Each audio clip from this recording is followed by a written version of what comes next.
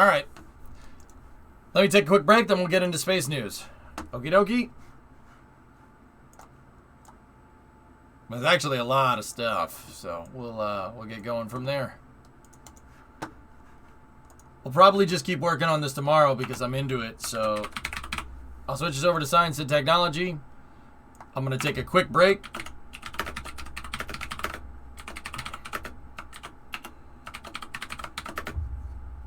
And then we'll finish up the night with some Tarkov with Tiradra.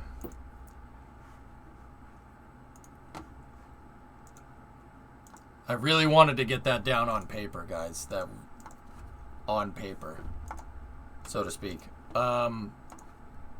So let me get a video up. We'll do just a quick like jam handy video or something. What's that, predominant?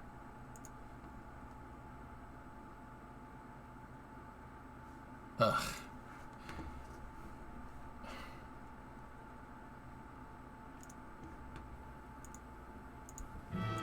Here, I got you. I got one here. Let me just make sure the audio is good. Single channel. Damn.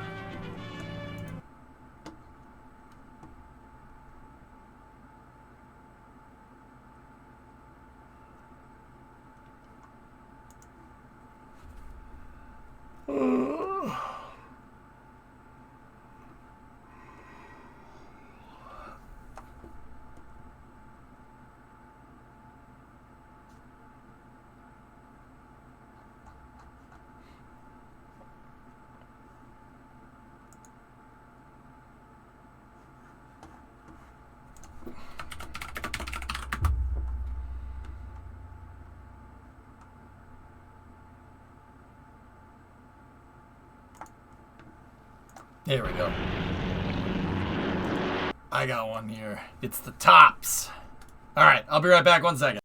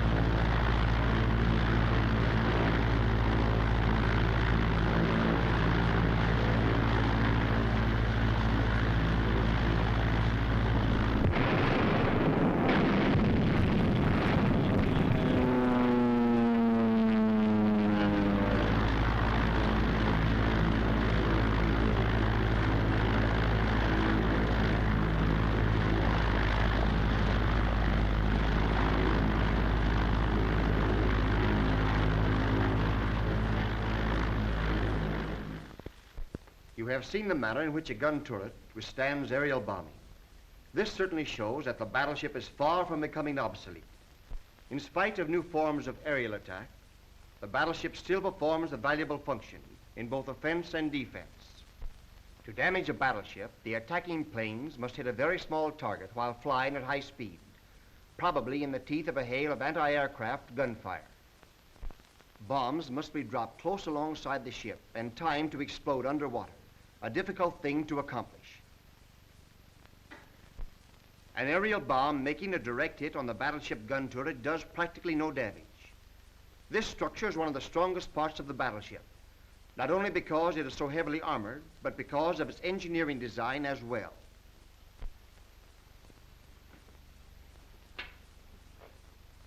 The problem of turret design is one of enclosing a given space with the greatest protection and the least weight.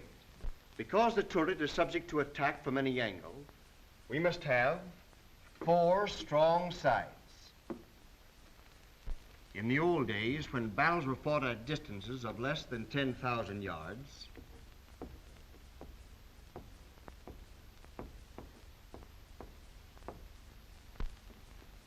and when there were no airplanes to drop bombs, the sides of a turret alone were enough. That's all they needed to protect the old forts. But today we must guard battleships against shells, from 30,000 yards and over.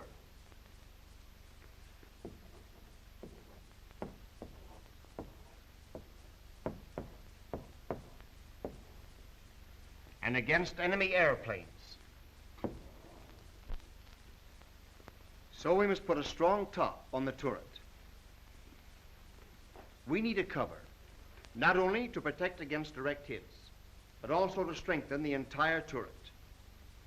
A box-like structure with only 4 sides has little strength, but by adding the top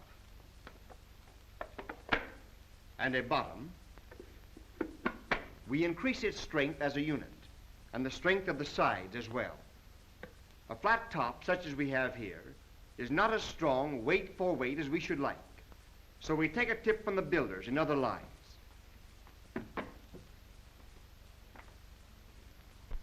When Mother Nature makes a natural bridge, she isn't trying to get the strongest construction, but sometimes she does build a perfect arch. And that's something man has been imitating for thousands of years.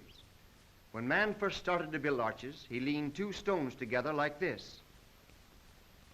But as man's skill increased, he learned to build curved arches. The arch has always appealed to builders because of its beauty and because of its practical value. Today, as in ancient times, the arch is widely used for decoration in beautiful buildings and where great strength is required.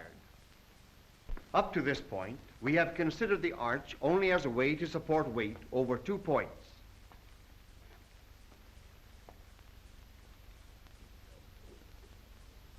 But if we spin an arch like this, we have a special kind of arch, which we call a dome. The dome covers an area instead of 2 points. The dome is extremely useful in architecture, when a large area must be covered and protected, and when striking beauty is desired. All over this round world, the strongest and most beautiful structures have their finest expression in the dome.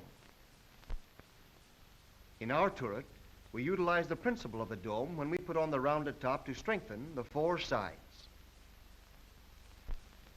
Any blows on the top are now transferred to the sides, and the strength of the entire structure increased. Also, we achieve greater strength in the corners by rounding them. As a result of this design, the turret is almost invulnerable.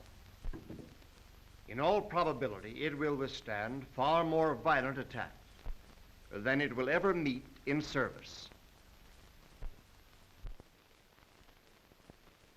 Of course, an automobile is not a gun turret, and the motorist is not a gunner's mate. But when automobile engineers design a body for a modern motor car, they're up against some of the same problems that are nightmares to the gun turret designer. He's concerned about protection against severe shocks and strains, and so are they. The difference is that automobile engineers want to protect drivers and passengers rather than the armament of a gun turret. In the up-to-date motor car, the sides, top, and the bottom are all tied together for strength and rigidity, and the top is rounded in a solid steel dome-like construction just like a modern gun turret.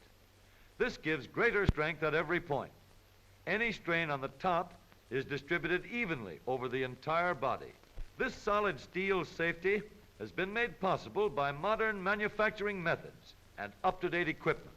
The largest and most powerful presses in the world shape this new top.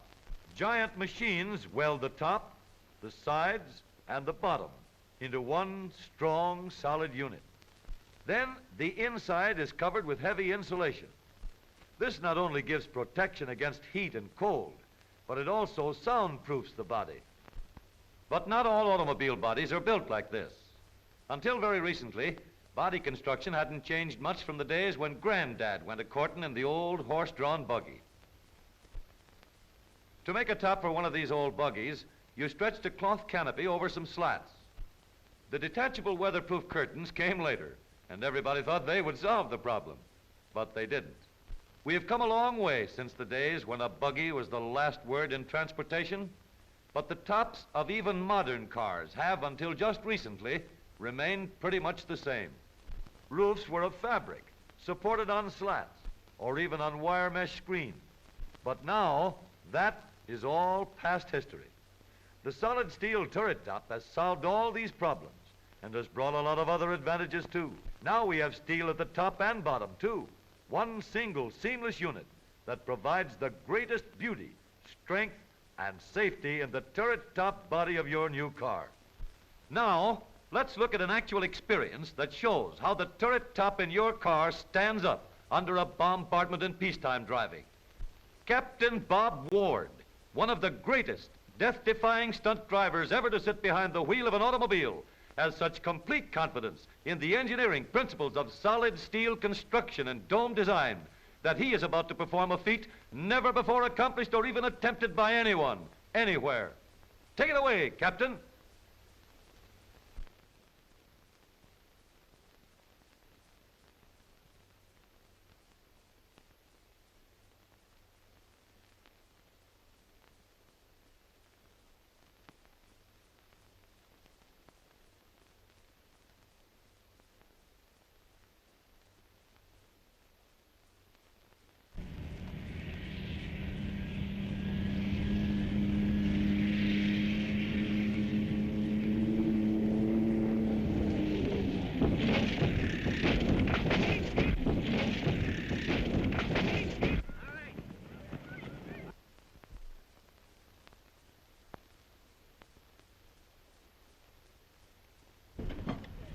Watch yourself, Bob.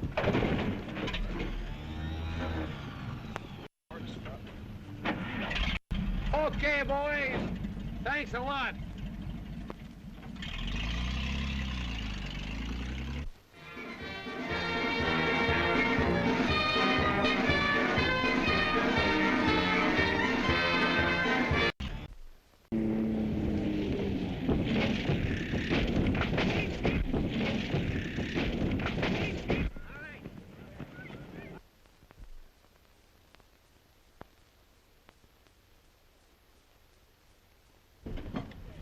Watch yourself, Bob.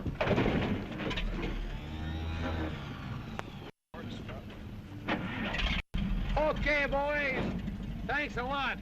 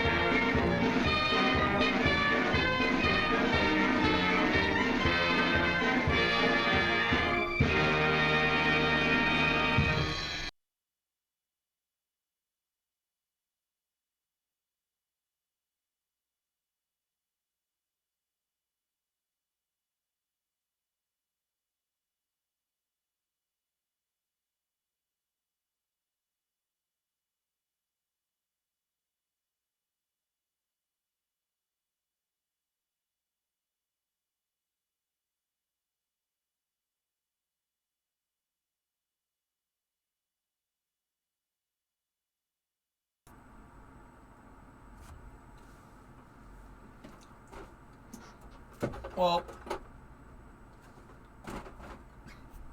I forgot that's how that video ended.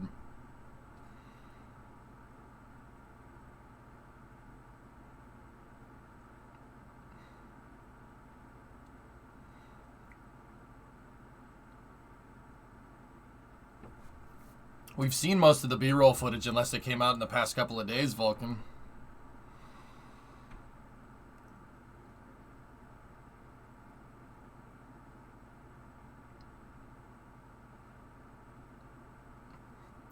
Laserman, nobody remembered what you said. Don't worry about it. Bunch of new stuff came out today. Wow.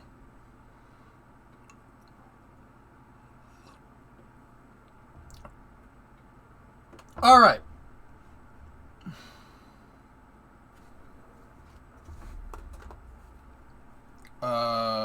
Give me 1 second. I gotta.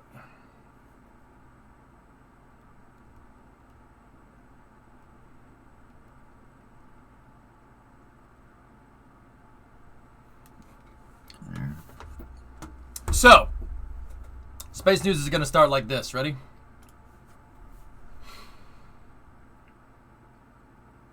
HLS update tomorrow at 3:30. All right.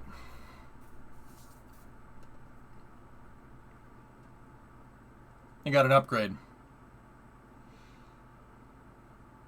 You got an upgrade.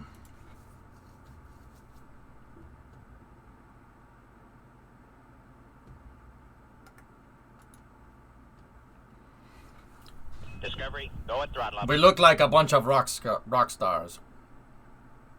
Yep. Man, I got a case of the Mondays, dudes. I'm not gonna lie. I got a case of the Mondays, and it's Tuesday.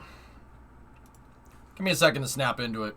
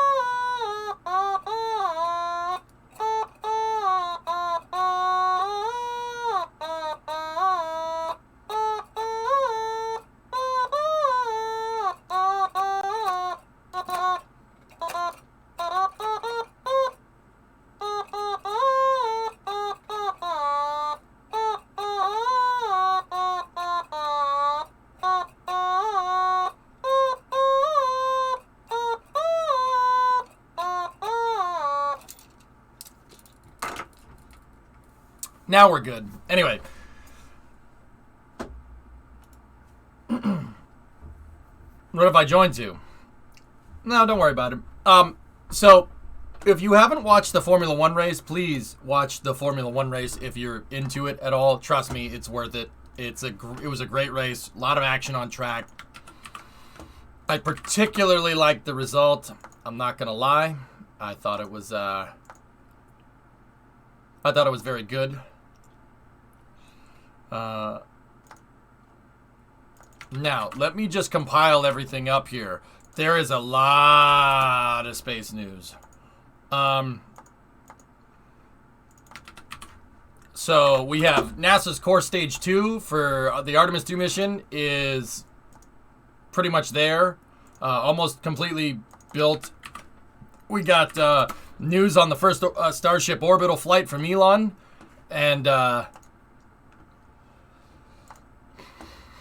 the Russian space program continues to take L after L after L. So yeah, we got plenty of stuff here. Yeah, here. Also, boat. That's my boat. Yeah. So, you know what? We'll talk about them taking L after L after L. So, OneWeb. OneWeb satellites are an internet communications satellite that is in competition, basically, with Starlink. OneWeb and Starlink are both trying to capture the market for internet satellite communications. Starlink has been launched on Falcon 9, right? Pretty much up until now, there's a Starlink launch that we saw going last week. The OneWeb launches have been launching on Soyuz, the Russian Soyuz, until February 24th, and now they're not. So OneWeb has a lot of satellites that they need to launch into space. We had kind of speculated who they were going to choose to launch their satellites into space, but it was kind of as a joke, but that joke turned out being real. So I give you this. OneWeb, from a couple of days ago. We are pleased to announce that we have entered into a launch agreement with SpaceX that will enable OneWeb to resume satellite launches. The first launch with SpaceX is anticipated later this year. Oh my God. What the hell is happening? What's going on here? Nice, illness. I don't know what to say. It just keeps taking L's, man.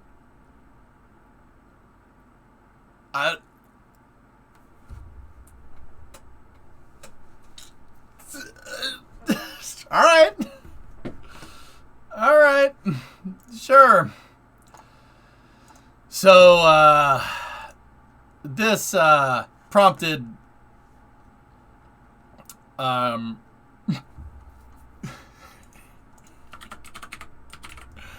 this prompted a great thread.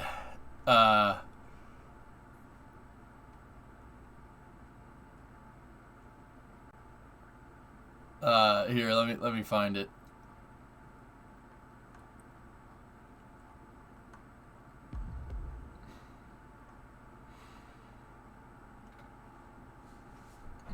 Hey, thanks for the bits.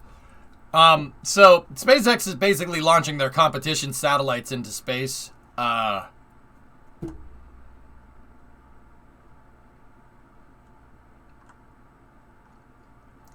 trying to find the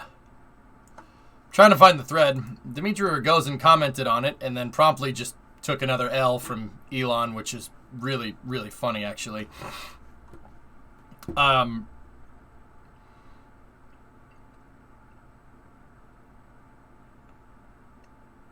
Yeah, no, the joke is that SpaceX and OneWeb Starlink and OneWeb have been in competition with each other basically since both were incepted.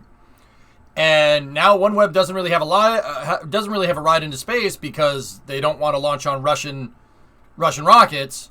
Well, actually, from what I understand, and please correct me if I'm wrong, that OneWeb wanted to continue launching on Soyuz, but the Russians were the one that said, Dmitry Rogozin was the one that said, no, you can't launch on us, you're screwed.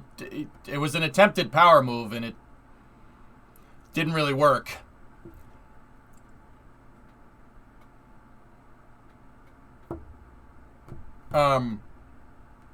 Yeah, you guys have the thread? Yeah, I said that abandoning the OneWeb contract was really, really stupid. That was a really stupid thing to do. But, pride cometh before the fall. Now, Dmitry Rogozin said that, OneWeb choosing SpaceX is like a boa constrictor eating a mouse. It's just, they're gonna kill all competition in the launch market. He's saying that when he willingly voided the contract with OneWeb, which is... Alright.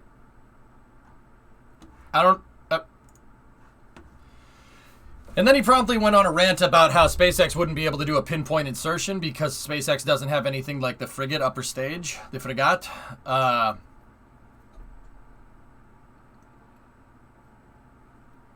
don't know. I'm pretty sure they can do it.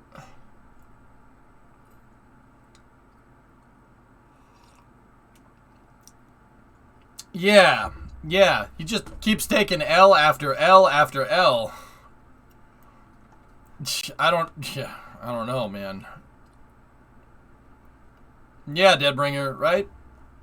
Hey, Whitney, thank you for the raid. SpaceX, the Russian spaceport. Well, that's Dimitri's point, Lunprod. That's what he's trying to say. Bonjour. Bonjour, Space Explorer raiders. Comment allez-vous? Ah, yes, the big brain argument that high TWR upper stage equals less precise. Dude, how many L's can this man take? More importantly, Ian, how many L's can the guy take and not think he's taking L's at the same time? How does that even happen? But that French accent is almost native. Merci beaucoup. Ha ha ha ha. Thanks, guys. You guys know Whitney. She's my French counterpart. She does space news as well and plays Kerbal. Pretty awesome. I don't understand how Dmitry can take that many L's and still think he's winning at this. Like, what are you doing? He was like, don't sanction me. You sanction me, I'm going to cancel the contract. We still want to do the contract. No, screw you. Screw you. Now you can't launch into space. Nobody else is going to launch your stuff into space. I'm the only one that could do it. Now you're going to have to play by my rules. Yeah, we're going with SpaceX. Yeah. What? Whitney, I don't know how many L's this guy can take. How can you... Dude. How many L? Like, dude, just take the L and move on. It's like embarrassing. Like, what are you doing? He voided an $8 billion contract. What are you doing? Go at throttle up. What are you doing, man? I don't understand. What? Like, okay, all right, take the L then, bro. I mean, and then the guy is saying, like, dude, I don't get it. I just don't get it. Like, the guy voided the contract and then said that, you know, them launching with SpaceX is going to monopolize the commercial launch market.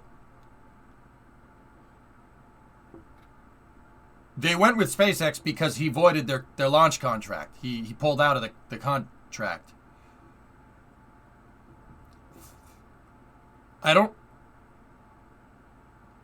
Whitney, I don't get it. What's your end game here? You're tanking your space program. What's your end game? Do you just like losing? Like, I don't understand. He meant business when he put those 3M stickers over the flags. Bro, dude, I don't know how many L's that guy can take, dude. I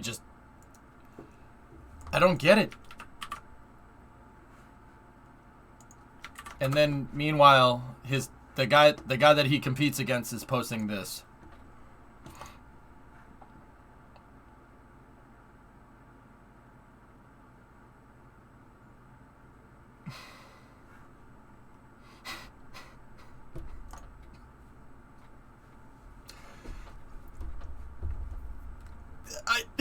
What?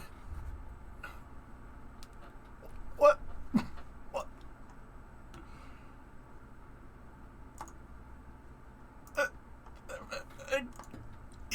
Sumo.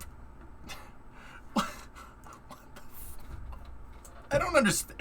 I'm confused. I don't. Scroll down a bit. That's an old picture.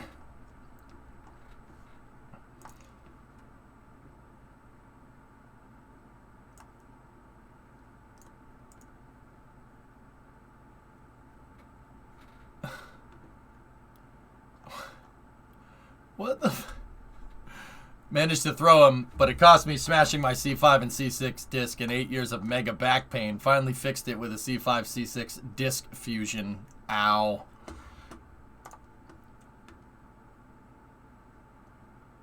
Oh, nice, W. That looks cool. What is...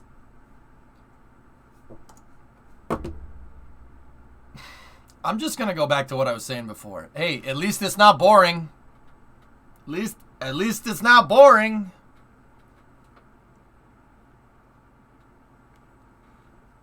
I don't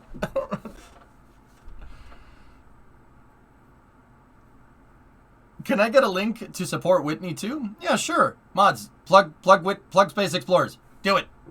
Do it. Do it, Anakin. Do it, Modikin. I prefer boring right now. I mean, yeah. Yeah. Thank you so much. Yeah, there you go. Thanks, Jam. Yeah, Whitney's cool. We like Whitney. Hi, Whitney. What you drinking in your Ferg cup? Just motor oil. Yeah, motor oil. I cannot show the Europeans. They will be very disappointed with my choice in coffee. You will be very disappointed. It's literally just black coffee. 10W40. Yep. Sounds like you need fresh pots? Nah, we're good, man. No sugar? Nope. Straight up. Straight up filtered bean water. I call it engineering juice. And I love the taste. Oh, Ford, what a disappointment. Ferrari, though. All right.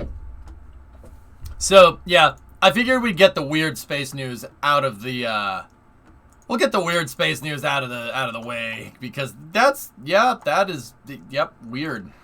Also, my boat. Gene, I tell you, we look like a bunch of rock stars here. Look, we got P5, Gene. Jane, we got P5. We are on our way to getting a Haas car on the podium. Yes. All aboard the Starship. Ferrari, Italian's even worse. You know what Ferrari stands for, Math? First on race day.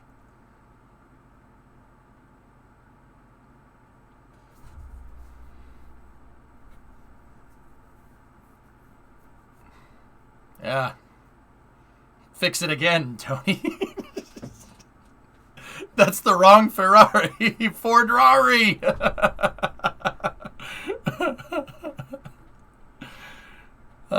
Felt bad for Mick in P11. Dude, he'll get it. That car is dialed in hand. Mick's going to score points. It's only a matter of time before he gets that thing on the podium. It's only a matter of time. The Viking comeback from K-Mag, man. I'm telling you, the car is broken. No, it's not, Max. No, it's not. We're seeing no telemetry problems here. No, mate, you're not listening to me. The car is broken. No, nope. I'm retiring it. Nope. Don't do that. Don't do that.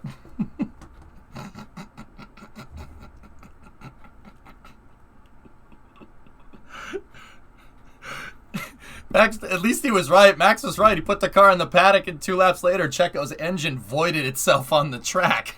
That's not funny. I feel bad for Sergio. 2 seconds later, box.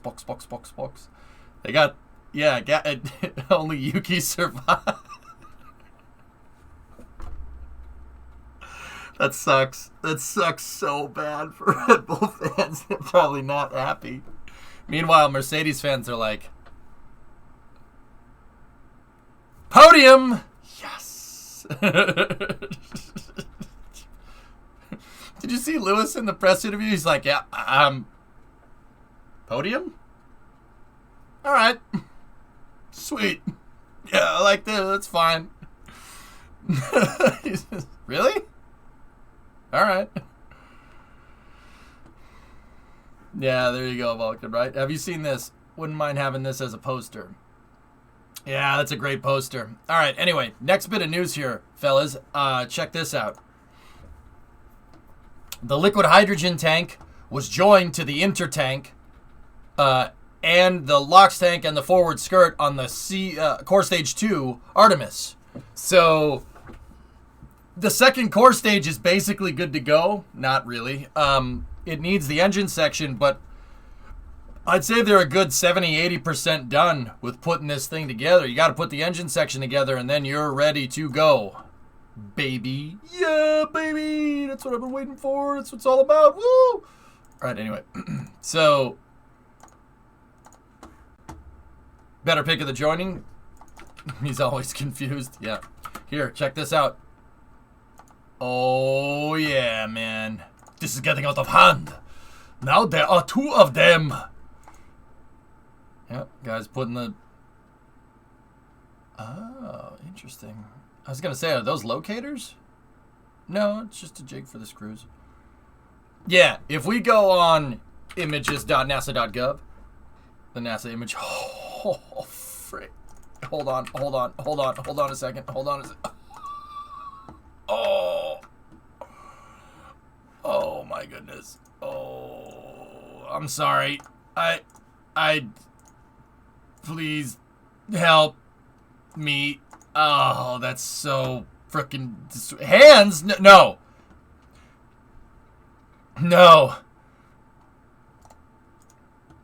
Shut up. Ian, shut up. Just shut up. I need this, man. Oh, frick, is that cool. I hadn't seen this picture yet. So that's the Artemis 1 stack. And then here, I'll show you the core stage 2 pictures here. So that's the first one right there. And then here's the second one. It's almost done, dude. They're putting it together. And it's going to be freaking glorious. Dude, seriously, 2 SLS cores. And then all the Starship news that's going on. You son of a gun! I'm in! Oh, I really like this a lot. I look all these pictures. Please help. Oh, wow, wow, huh? Are there boosters ready to go with this core? Boosters are already at the Cape, Bill. Yeah. So where's the alignment indicator? Well, they're using a dowel to align it, but when you get that many bolts in, they're already aligned. But I'll show it to you in a second. I forgot, is SLS set to... That's set to launch within a couple of months. Okay. The core stage 2 is almost made here, fellas. And then also... here, I'll go look to see if there's any more stuff here. Look at that. The proof is in the pudding. I'm just dandy. I got a bowl of chocolate pudding down my underpants. What? Sorry.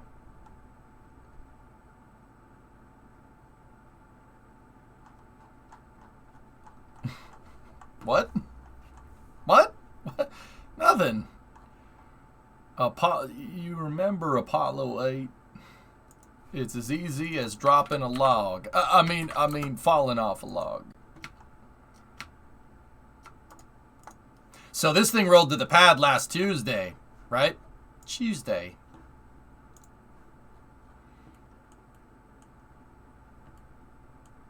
Oh, man. Tuesday. That's right, mate. So, okay. Let me look at this picture. When was this picture taken? Oh, it looks so good, man. It looks so good. So they moved the CAA back into position for the wet dress rehearsal, but I'm noticing some things, fellas. The deflectors aren't in position. The deflectors are not in the correct spot right here. 318, it's in the URL. Okay, so this was a couple of days ago. From when this picture was taken, Novus, I'm looking at the deflectors, which should be, these things are on rails and they roll into position right here and right here. Deflectors ain't in position yet, so as of a couple of days ago, it looks like they're not entirely ready. I seem to be missing the shuttle. Yeah. You're gonna want to see the videos that I DM'd you. Okay. Okay. So we don't have a date on the wet dress. Why are you doing this to me, man? Why are you doing this?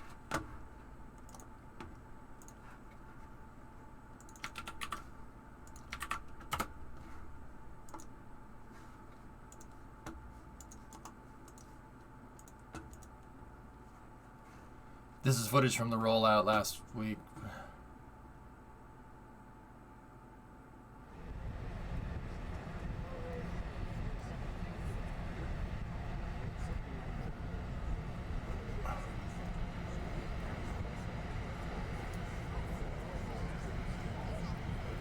Huh?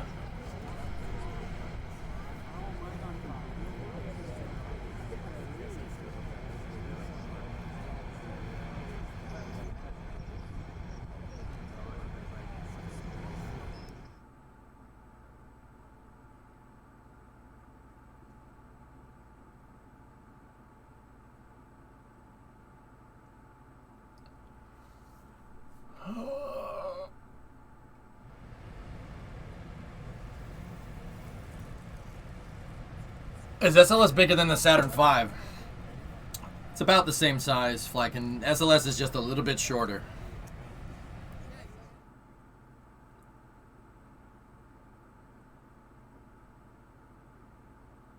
That is one of the coolest things I've ever seen. Yeah, I can't kid, and she's a freaking absolute monster.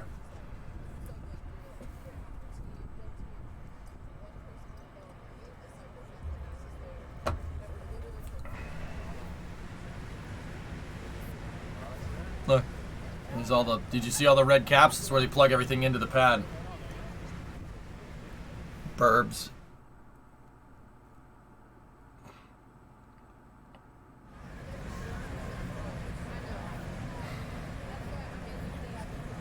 Pretty much, T-Man, yeah. 72 meganewtons, almost 3 times, Penta.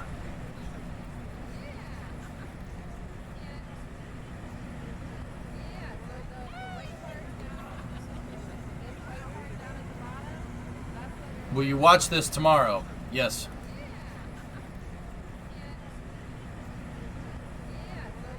We have an HLS press conference tomorrow. Yeah. How many meters tall is this?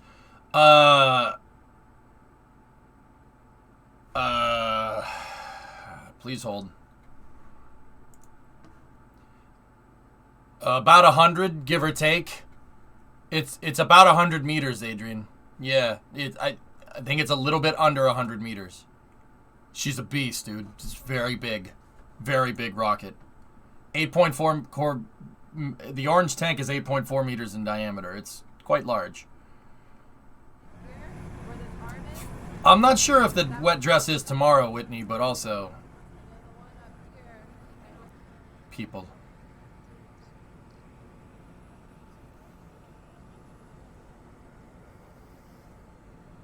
You ever stared at it? Marveled at its beauty? Its genius? Where does the crew get in? Well, the crew access arm is retracted in this shot, Flykin, but there's a CAA that's on the right-hand side of the mobile launcher.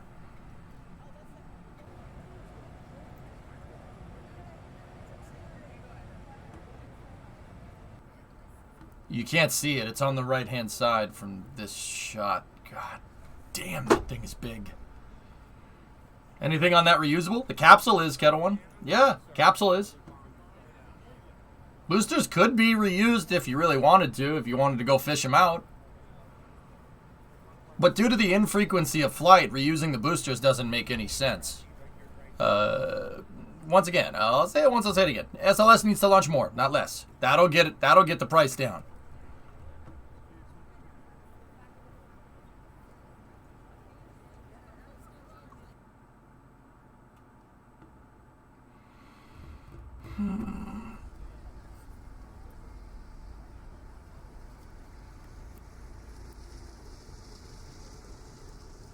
Video does nothing of it. In person, it's a lot better. Well, I tried to get down there for this one, goalie.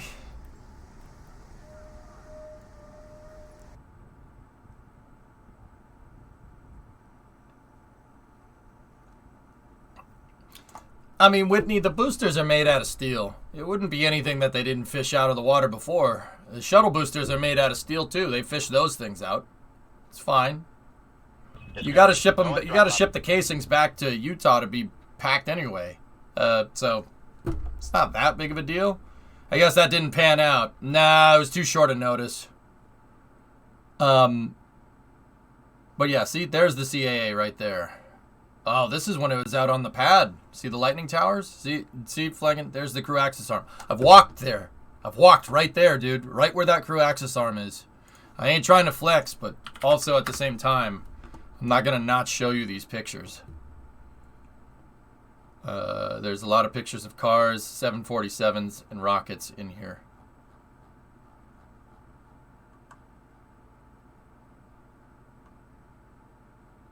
I gotta be in here somewhere. We got a lot of pictures of the cars and stuff. You what? I've walked there. Let me find it. It's in this repository of images. I got to walk on the thing in 2015. It was like right after I went professional streaming. That was like 7 years. That was like 7 years ago. Ah, yes. Here we go.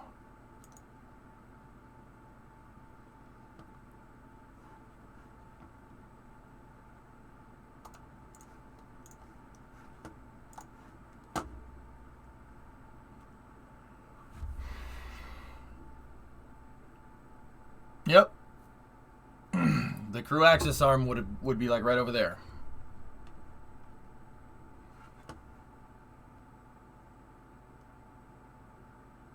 $12-month gift subscription for courtesy of Hokies begin month 3. Don't shut up and take Hokies money. Six Hokie. This was six years ago. Yeah, that was a fun day. That was a good day. I'll see if I can find more pictures. I thought there should have been more. There's like a whole photo album for it if I can find it.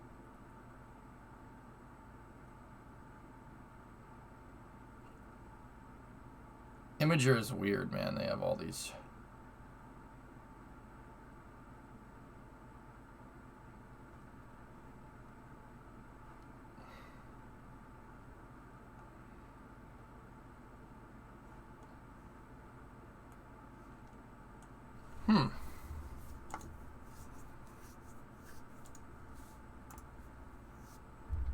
Can't find the stupid thing. Try Flickr? Why would pictures of me be on Flickr when I don't have a Flickr account?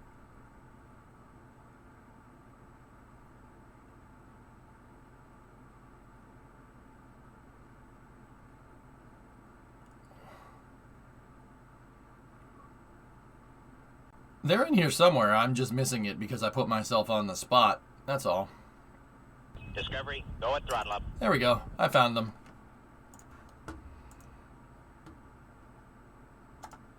Yeah, how's that? There's a rocket sitting right there in the now.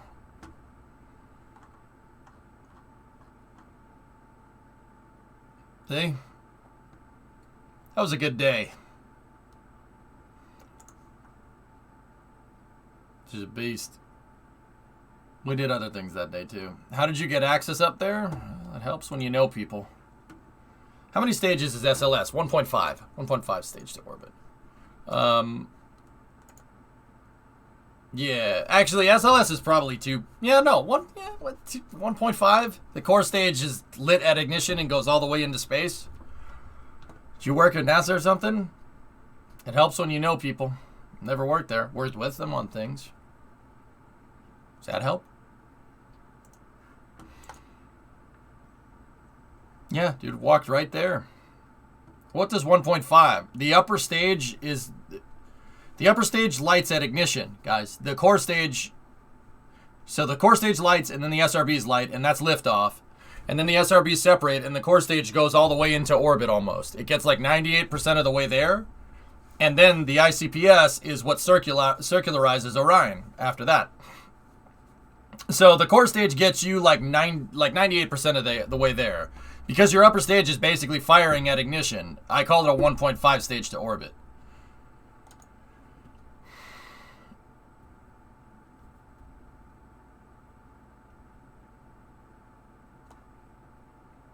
Here, let's see what the second B-roll has. So you're not counting the stage? Kind of like Ariane 5. Yeah, pretty much. Ariane 5's like a little mini SLS. So I'd call it like a 1.5 stage to orbit because whatever's attached to the top of the core stage can get into... Whatever's attached to the top of the core stage can get into space. Oh my god.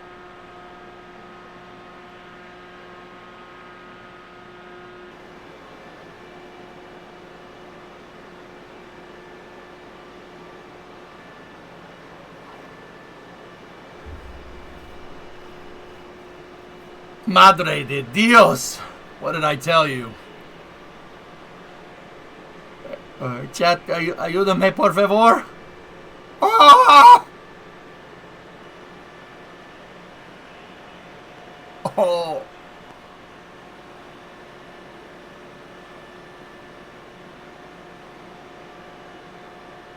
Necesito ayuda.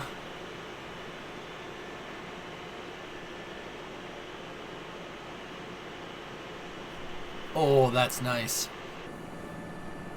Oh, yeah. Spinning it up. Spinning it up. That's the brakes for the crawler transporter.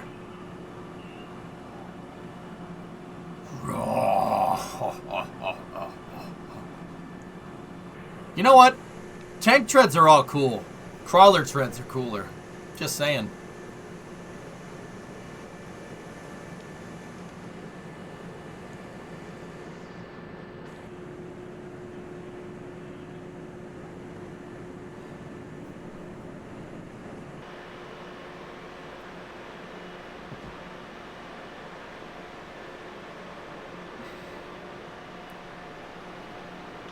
Oh, man.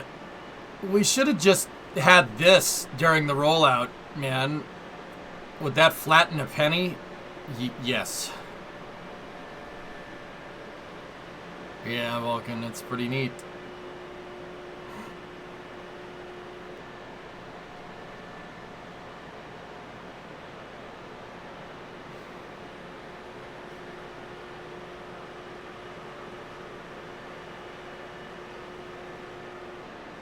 Diesel power, baby. Look at that thing.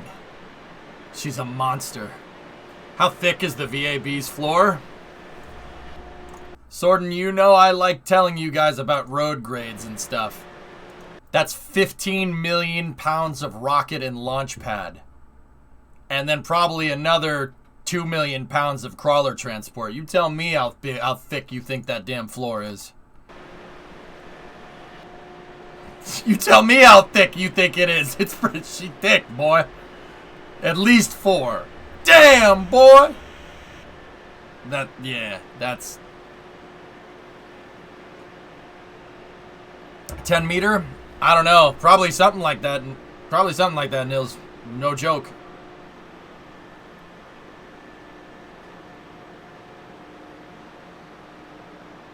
Discovery, go at throttle up. Hey, Rain, what's going on?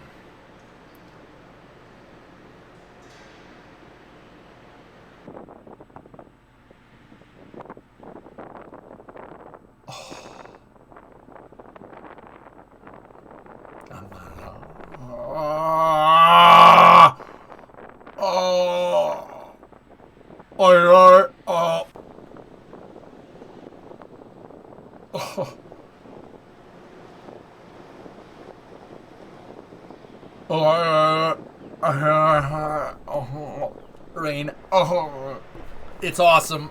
Oh, it's so awesome. I love it. I love it. That's really cool.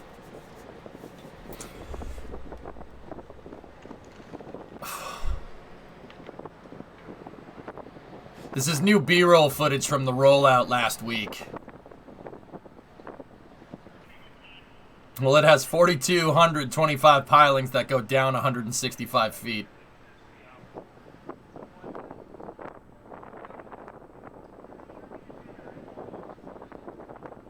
Oh my god! What payload will this launch? An Orion. Rivian. It's shooting in the Orion capsule that's up there, with nobody aboard. But it's shooting the Orion capsule out to the moon, distant retrograde orbit around the moon. I can talk more about that if you want. It's basically a retrograde style orbit, which is counteract to the way the moon is spinning. The moon does spin, but one revolution of the moon is one orbit of the moon. That's called tidally locked, right? But it does spin relative, right?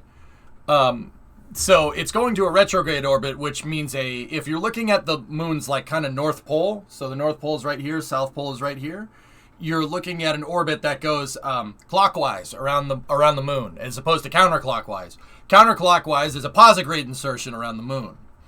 That thing's going to a distant retrograde orbit around the moon. They're basically going to send Orion and its service module, built by the Europeans.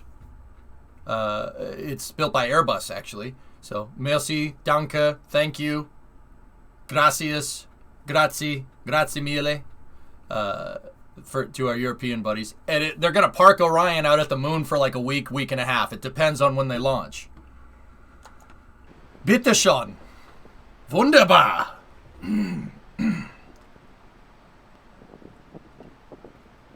Could it crush a car? T-Man, this thing crushes the rocks that it drives over. Anything you put in front of the crawler transporter, you're going to lose. You forgot bedankt. Bedankt. I don't know how to say that. Gesundheit. Try saying dankjewel. Dankjewel. Dankjewel. About 2 months, Rain.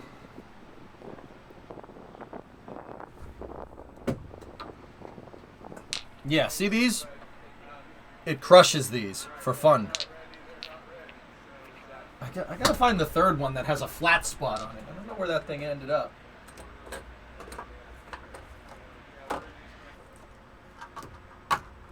There? Nope.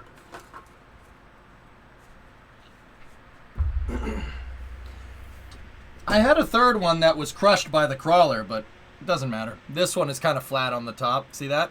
It's from where that thing ran it over. Yeah, that exact one, for what it's worth. Hey, SDX, I'm just...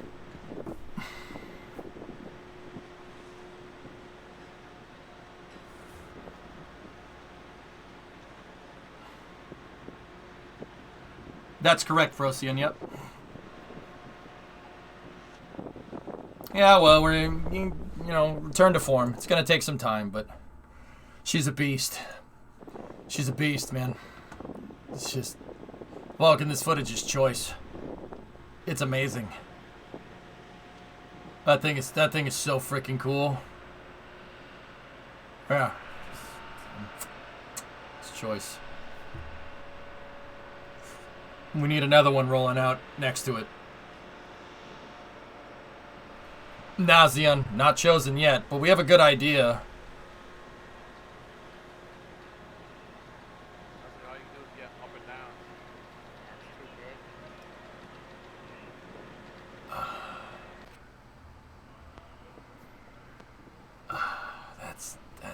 That's pretty dope.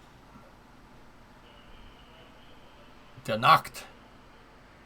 What's her thrust capability compared to the Saturn V? It's got more thrust than the Saturn V. Yeah, 35. Well, each one of these boosters is making about 14,000 kilonewtons. Each one. So that's 28 out of the box, plus the 4 shuttle engines at 2,400 kilonewtons a pop. So, yeah, it makes a lot. It's well over. It's about on par with the Saturn V, maybe a little bit more if I'm thinking about it right. Yeah. Yeah, it's a beast. And that's the baby version. That's the baby version too. That's the small version of SLS. Yeah. There's a bigger one in the works. Yeah, you heard that right. For the Kerbal players, each one of these 5-segment boosters makes 14,000 kilonewtons. That's 14 mainsail engines. Actually, well, not 14 mainsail engines. Cut that number by 1.5. So it's about 10 mainsails worth of power out of each booster. Yeah, it's yeah, for people who use pounds, 8.8 million pounds versus 7.5 for the Saturn V. Yep.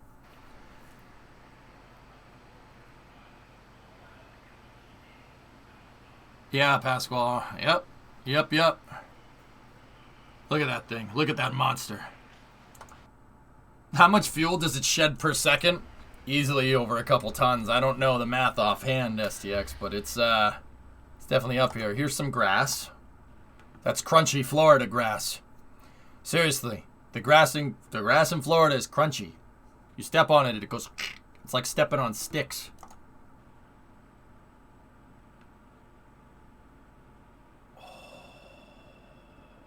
Also, there's that topsoil that we were talking about. How much fuel does the crawler take to get her to the pad and back? It can get the rocket there and back on one tank. I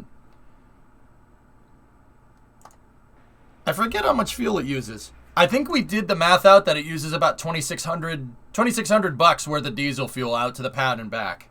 Which, considering, you know, like, somebody did the math out in chat. So it's $2,600 to get that thing out there and back. $2,600 worth of diesel. So you take diesel at $5 a gallon, you do the math out, right?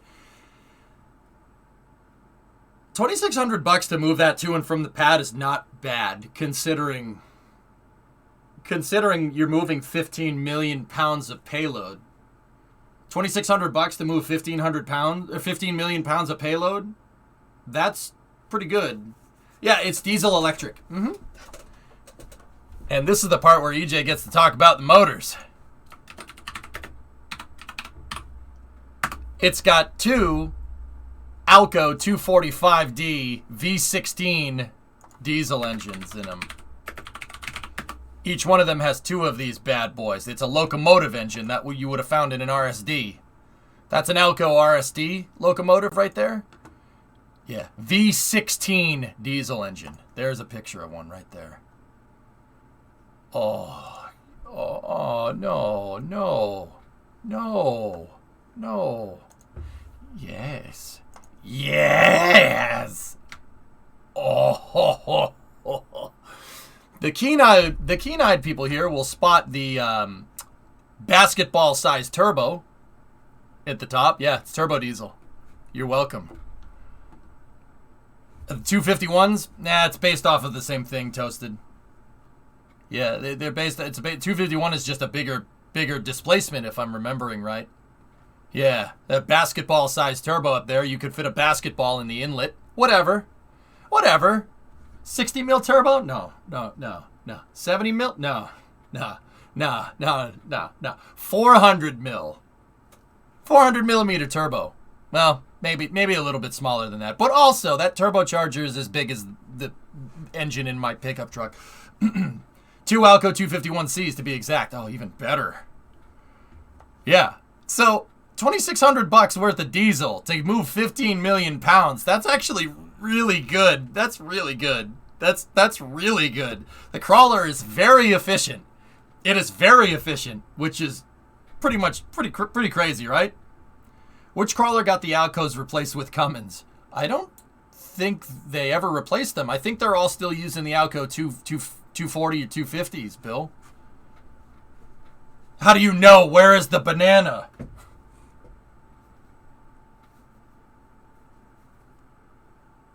We'll have to ask Joe.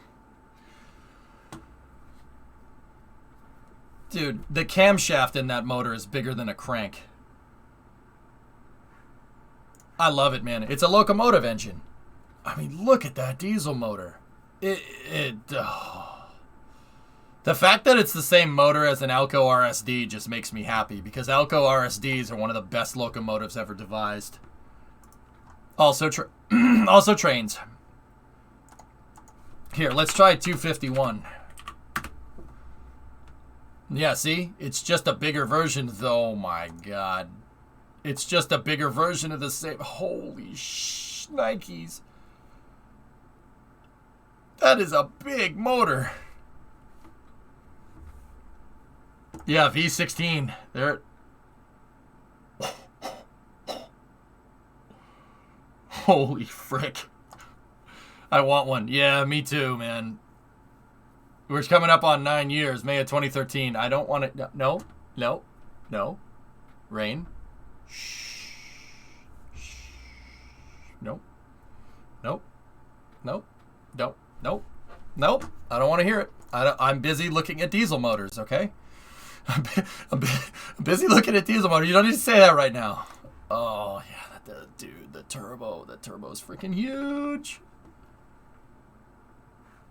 Yeah, so it's got 2 of those in there, by the way. Yeah, 2 of them. Twins, Basil, twins.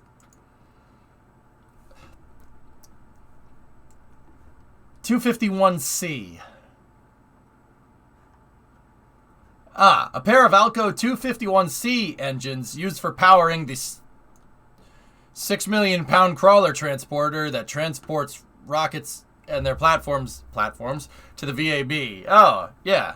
Okay. All right.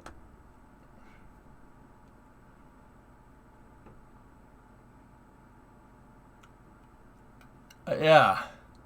So the inline 6 designs of 800 horsepower the 251 replaced the 539 in 1954. 244 was still used in higher engine power generation package until it too was replaced by the 251 engine power generation equipment in 1956. The first 251 engines installed in locomotives for testing were inline 6 designs making 800 horsepower, 597 kilowatts. A simple, safe design, it also offered a direct replacement for the aging 539, which was still used in switcher locomotives, including the Alco RS1. Yeah.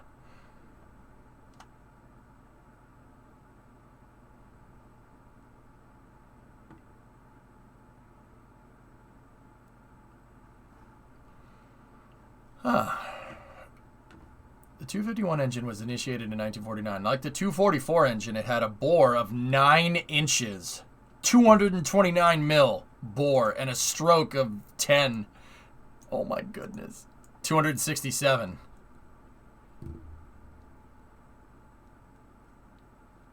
That's big. That's a big piston. The piston's this big, man. 9-inch bore. Yeah. How much torque do you want? Yes. I'm trying to look for some specs here for this motor. They're saying that the inline 6 version makes 800 horse, right? So what is this? What does the 16 version make?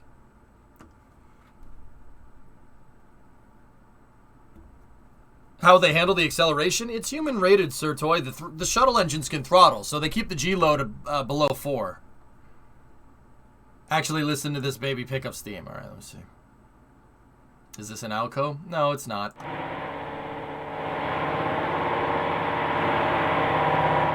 That's a lot of diesel, though. Kind of probably sounds like that. There's a list below. Oh, okay. So V16 251C makes 2,700 horsepower, or 2,500 horsepower.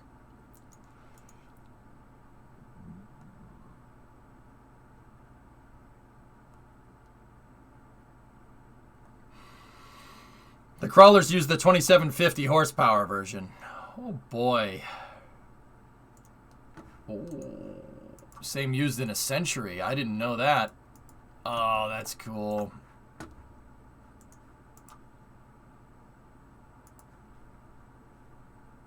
Yeah. So it makes 2,700 horse.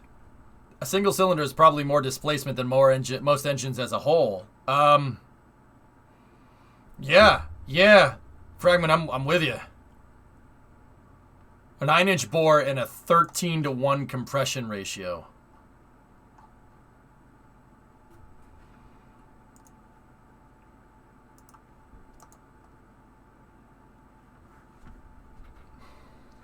And it's turbocharged. Turbocharged 13-to-1 compression. Okay.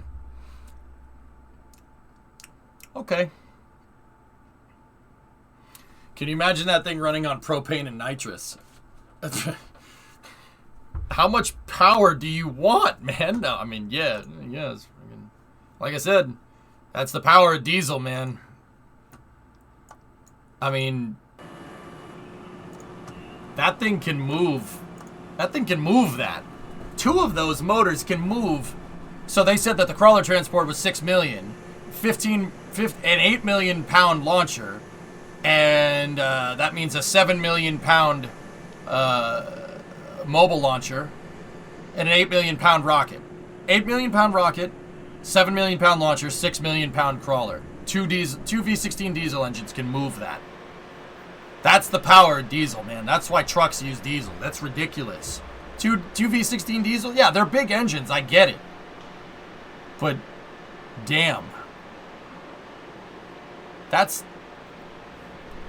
When you think about it, that's pretty good. That's pretty damn efficient right there. It's using worm gears. Okay, from what I understand, there's a worm gear in each of the gearboxes. There's 1, 2, 3, 4, 5, 6, 7, and 8. I mean, the crawler transport is basically a little power plant. I wonder how much power the thing... I mean, I'll bet you could use the crawler transporter to power the VAB. I bet you if you plugged it in, it would work. Who built the CETs? Marion Power Shovel.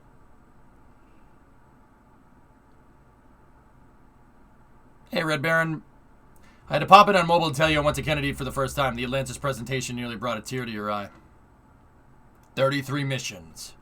Over 126 million miles. Atlantis, welcome home. It makes me happy every time I see it. It's all Ohio, always has been. Yeah. Yeah, Red Baron, it's pretty rad, isn't it? I love Kennedy Space Center. It's heaven. Heaven for me. Heaven. Yep.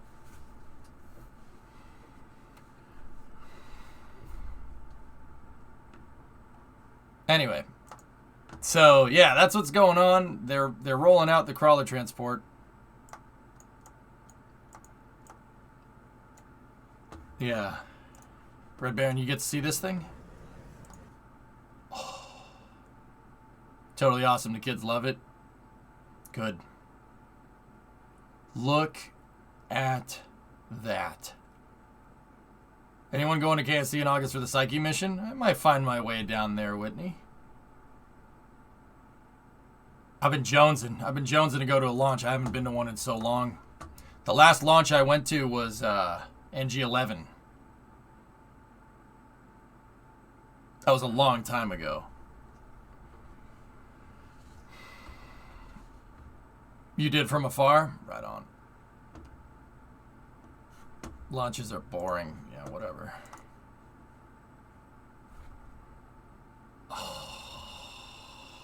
And you know what the best part is? We haven't even gotten to Starship news yet.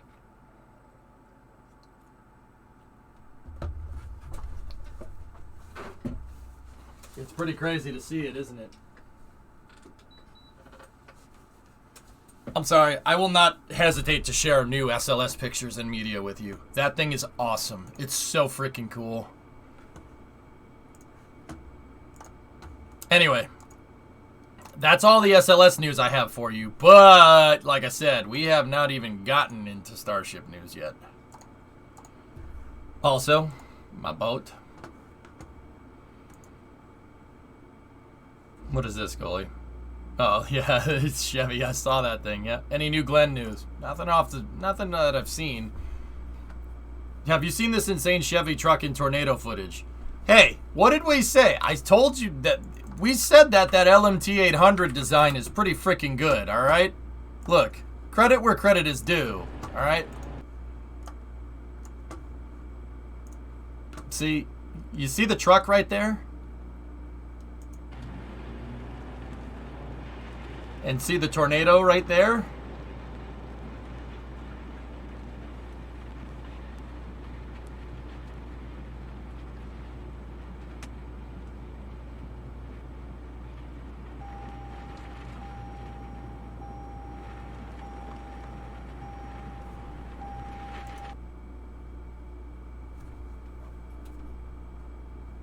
I told you. I've always said that those trucks from the early 2000s were well built. That one just got hit by a tornado. And it drove away. I told you those were good trucks. I always said they were good trucks. Of course they're good trucks. The freaking thing got hit by a tornado. It's fine. It just rolled away. Explain Twister then? That was a Dodge. Look, the guy's just like, yep, I'm good. I'm leaving now.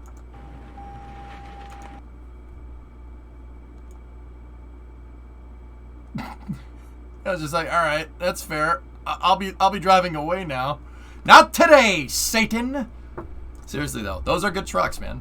LMT 800s. That's the chassis code. They're good trucks. Didn't even break the damn window.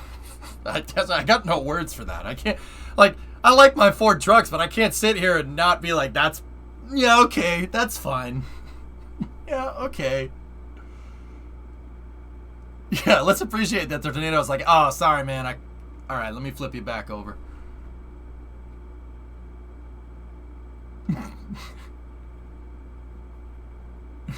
See that, man? Can you believe that?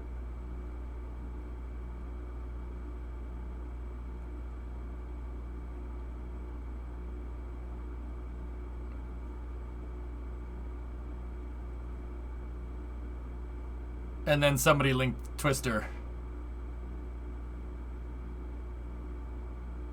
Somebody linked Twister below it. Yeah, Dread, that's probably right. Anyway.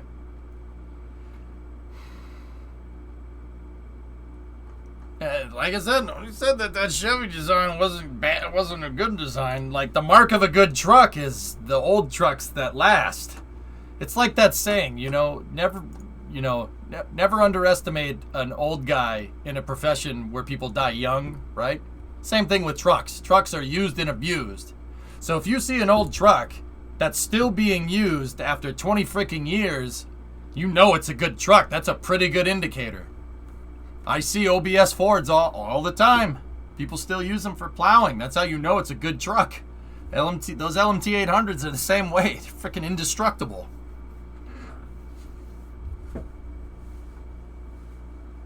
Actually, Dread, what people do with the OBSs around here is they've rusted out. They just use them for plowing. but they still work.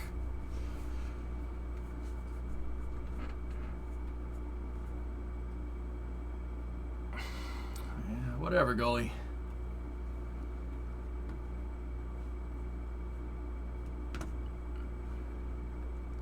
If it was a Ford, we wouldn't have the video because it would have been drawn down the road anyway. I already said it was a nice truck. Like, typical Chevy fans trying to rub it in. You know, they rub it in and make up for their inadequacies. That they made a good truck 20 years ago and can't make one right now. All right, you want to play that game? That's fine.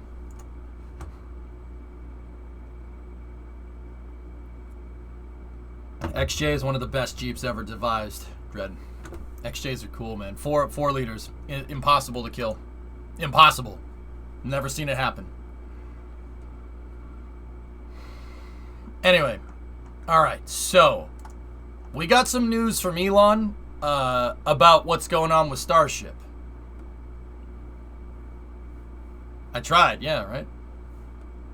TJ's, yep, Electron, I'm with you. TJ's too. No good news Chevys. Haven't you seen the Yeah, the one that looks like a Hot Wheels car. Yeah, that's nice. If you like Hot Wheels cars. All right. So, check this out. Mike Sheets posted this yesterday. Quality Analytics found that U.S. space companies are poised to benefit from Russia cutting itself off from much of the global space industry, with SpaceX as the clear winner in the launch market, exemplified this morning by OneWeb's new deal. So I covered at the beginning of Space News, I said that OneWeb satellites, the remaining OneWeb satellites that need to be launched to complete their constellation will be launched on Falcon 9. Yeah, you heard that right. Falcon 9, launching OneWeb satellites.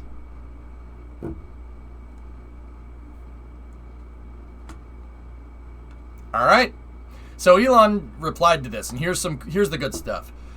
The SpaceX default plan was to get 65% of global launch mass to orbit this year. Incremental demand might take that to 70%, so not a major change. Those numbers don't count Starship. Rough math is 16 ton times 50 launches is 800 tons. The rest of the world is less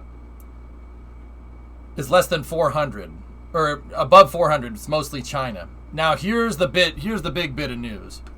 First Starship orbital flight with Raptor 2 will be with Raptor 2 engines, as they are much more capable and reliable. 230 ton or 500,000 pound thrust at sea level per engine. I'd like to remind everybody that the super heavy design that's designed to accept Raptor 2 has 33 of those. Yeah. Woo! We'll have 39 flight-worthy engines by next month, and then another month to integrate, so hopefully May for the orbital flight test.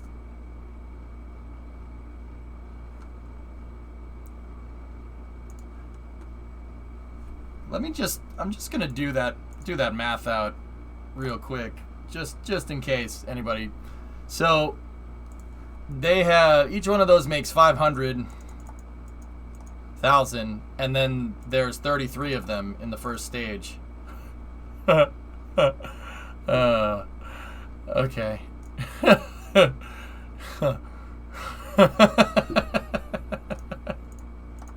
You see that number right there? That's SLS thrust off the pad, give or take. See that? See half of that number? Oh my goodness. Oh my goodness. Yeah, so take that number and times it by 2, and that's yeah. Yeah. So not only do we have SLS that is more powerful than the Saturn V, we have Super Heavy coming along that is twice as powerful as the Saturn V. The more you know. Bum, bum, bum. Yeah, so that's pretty good. That's pretty neat. Yeah. Oh, my boat. also.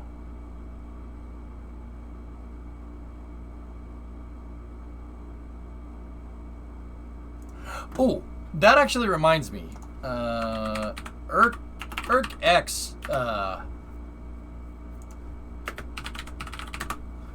released a render on Twitter, and what he does is different renders of different pieces of Starship, or at least how they think it's going to work. So he did one about the payload dispenser for Starship. Here, check this out. I'm gonna post this link in chat here.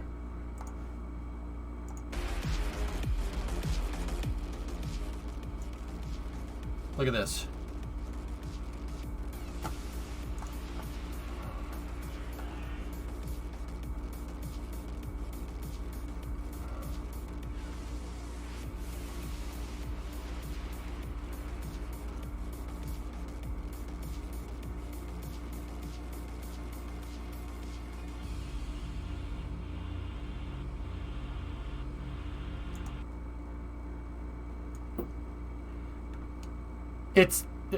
So we speculated about the payload attachment fitting and how that's all gonna work, and I said it's got to be something like a disc launcher or something, or they're gonna roll Starship around or something. No, Starship's satellites are magazine fed.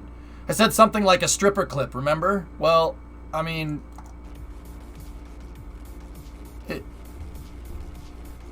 Yeah. It's a freaking magazine. Just. Or a Pez dispenser, basically. Yeah. Will it ping at the end, though? Oh, man, I hope. What about big payloads? I think this is just for the Starship launching variant, but it doesn't seem like it'll carry that many. I'm pretty dang sure that this thing will be able to hold like 90 satellites in there. That's a lot of space there, goalie.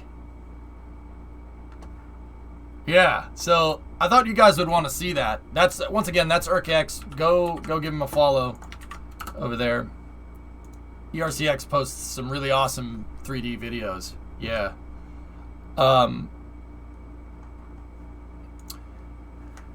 So, my boat. Let's see. Here's the prototype from the 90s. What? Oh, yeah. Yeah, literally, yeah, that. Yeah. Yeah, that thing. Yeah. Yeah. Okay.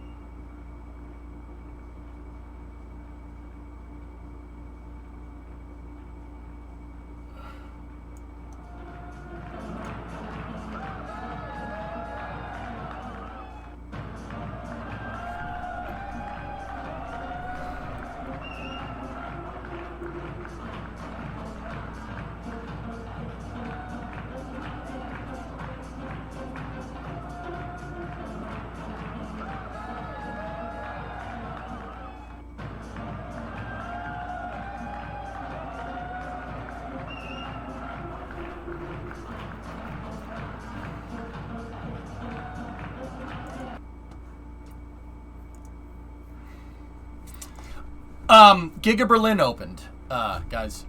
Yeah, Giga Berlin is the gigafactory that's just outside of Berlin to make Teslas. They finally opened it, and that was the celebration for it. It was stands like a dad. Yeah.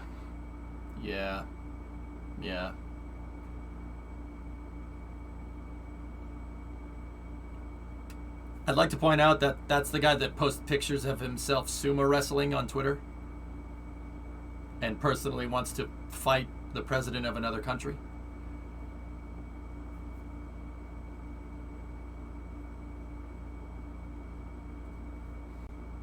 Like I said, at least it's not boring. At least it's not boring.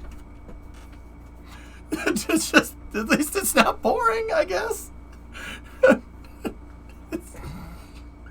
I don't know what to say. Like, what do you want me to say? Thanks, I hate Elon dancing. Yeah, geek. He definitely did that. Yeah.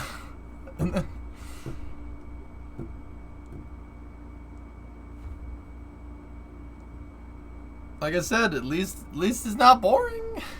It could be boring. Also, my boat.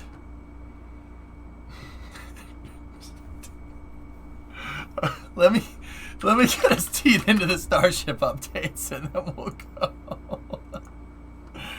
That's my boat. All right.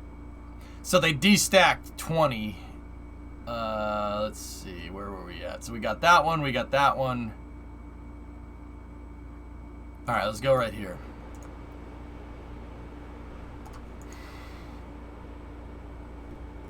Of course, goalie. My boat.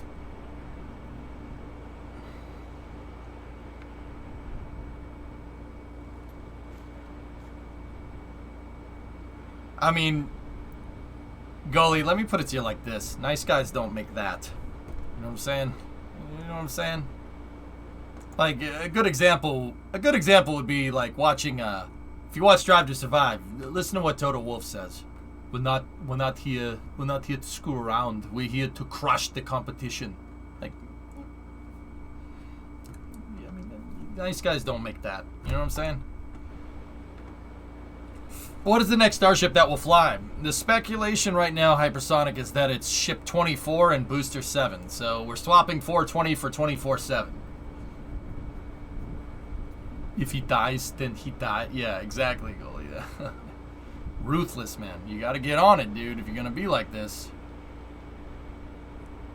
Yeah, of course, King Kitten. Yep. Lewis did everything in his power to win the championship. He did everything that he needed to do, and it was taken from him. No, everyone's going to have a target on the back.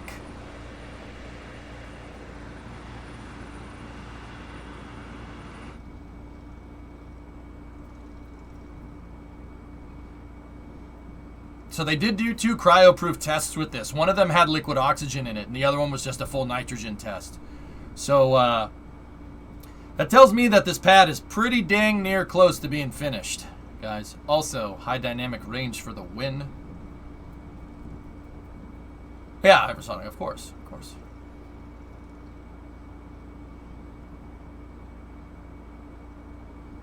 It's just the HDR that's making it look like that, Gil. It accentuates the contrast.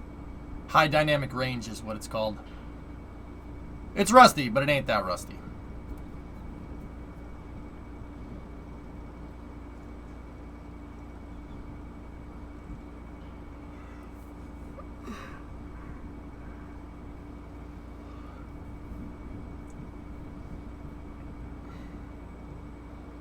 In fact, the splotches that are on the orbital launch tower are galvanized. It's galvanized steel, which means it's got a zinc coating on it. You see the splotchiness on the metal right here?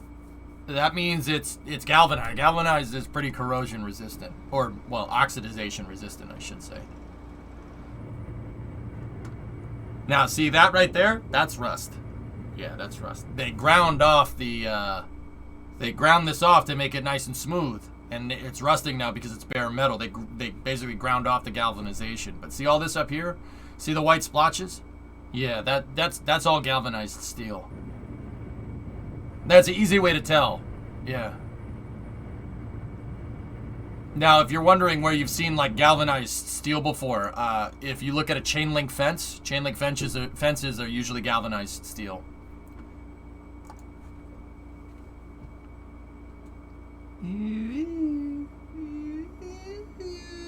Sorry. This is liquid oxygen. You can tell it's liquid oxygen because of the way it is.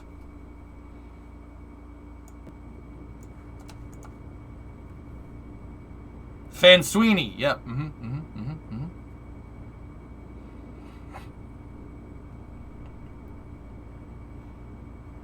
That one's nitrogen. Don't ask me how I know. You don't ask questions you don't want the answer to, okay? Car Ramrod, get it? Neat. That's pretty neat.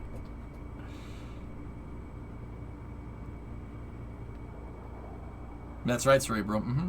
Hey, Moose. What's the big news that happened today?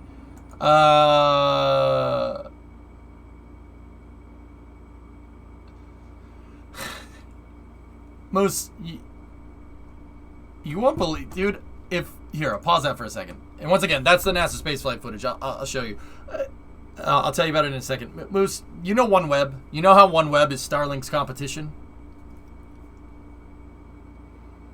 So OneWeb and Starlink have been duking out to see who could build their satellite constellation first. And OneWeb has been launching on Soyuz, and Starlink has been launching on Falcon 9, right? OneWeb signed a contract yesterday because they don't want to launch on...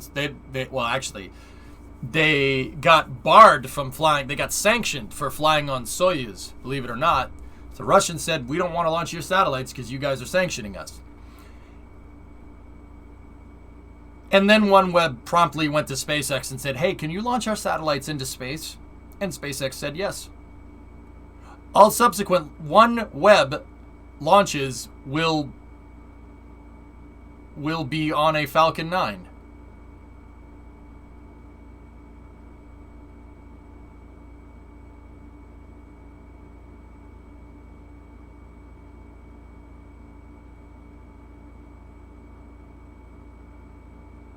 No, Lego, it's not for free. The OneWeb contract was a contract over a long period of time that was worth about $8 billion. Yeah. 8 billion. B. Yeah, SpaceX just nailed. Yeah, that's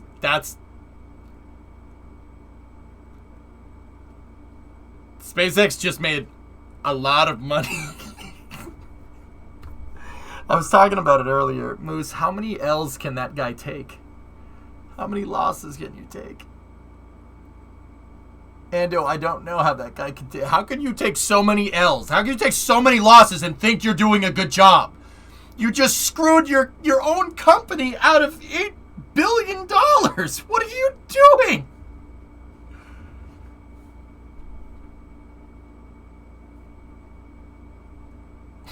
What are you doing? Oh my god. I don't... Whatever. More money for SpaceX. I don't care.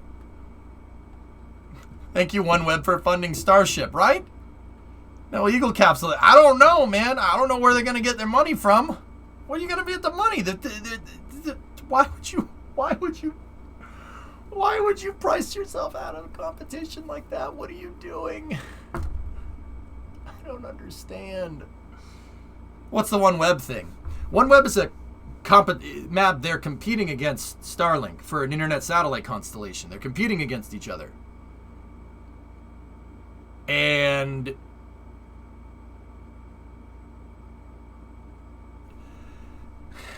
OneWeb was being launched on Soyuz. It was an $8 billion contract. And the Russians, because of what's going on in the world, the head of the Russian space program said, screw you. We're not launching your satellites. This is unfair. This is unfair. They're the ones that said they didn't want to launch. They didn't get sanctioned for that. The Russians said, no, this sanctioning is unfair. We're not going to launch your satellites into space. Now you don't have a way to get into space. Because SpaceX isn't going to launch them. No one's going to launch them. So we don't want to launch your satellites. They had their satellites ready to go on the pad. And because they were, we're the only ones that can launch your satellites into space. We're not going to launch them into space. What do you think about that? And then OneWeb said, all right, fine. We'll have SpaceX launch them.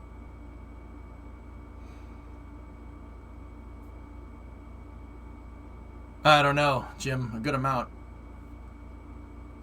Ilona said, put them on my broomstick. Pretty much. Straight up called that bluff. Yeah, Moose, it didn't... OneWeb was supposed to provide satellite internet as Russia as part of the contract? I don't know.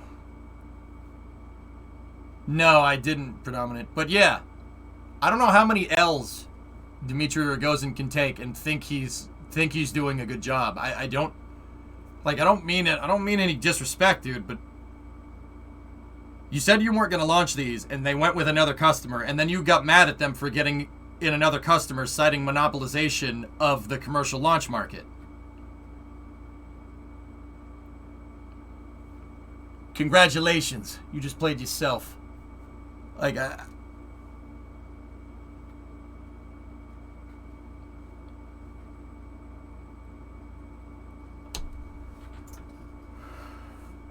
no, they probably won't, Sile. I don't understand. Like, why would you...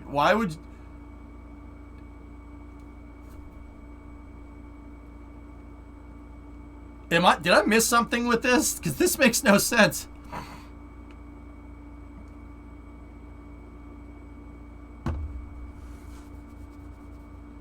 That man doesn't know how to play poker. Dude, yeah, Hypersonic, how many L's can you take? How many L's can you take, bro? I don't get it.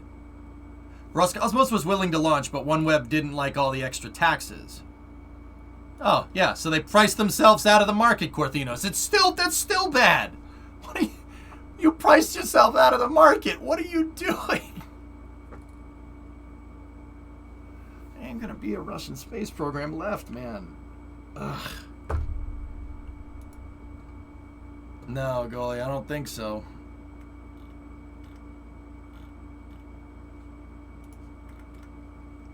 I don't get it. I don't understand. I don't understand the play. I really don't. Anyway.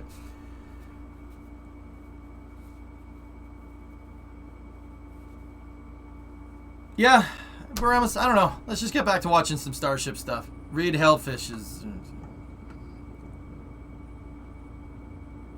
I think exactly in orders of his big boss. Well, he must know in the back of his mind that he's tanking his own space program, like, badly. Alright. If that doesn't matter to you, then I don't really...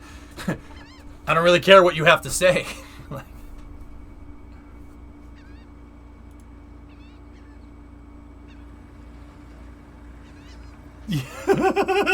Thomas. I don't know, man.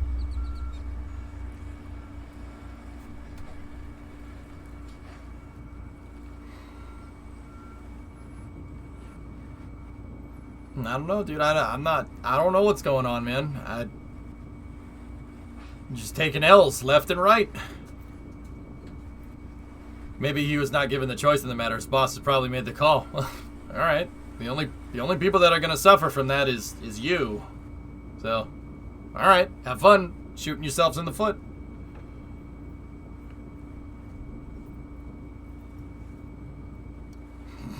That's their problem, Kentab. I mean, if they... I don't want to, but you want to start the game up again. All right. Whatever. Okay.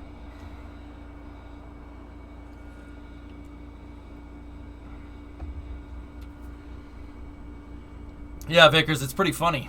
Yeah. You're not in a place to bargain. You literally priced yourself out of the market. That's like...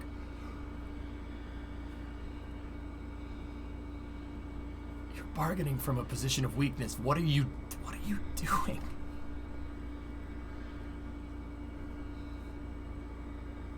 Yeah. Yeah, Ando, I don't know. I don't know what's going on, man. Maybe somebody can help me get some perspective here, but I don't understand. I'm beyond understanding, dude, at this point. I don't get it. It makes no sense. He's being the meme again. I imagine China and Roscosmos will be best buddies now for sure. Dude. Yeah, okay, so what does Roscosmos have to add to a Chinese partnership in space? What do they have to add? This is what I've always said. What do you have to add? What can the Russians do that the Chinese can't at this point?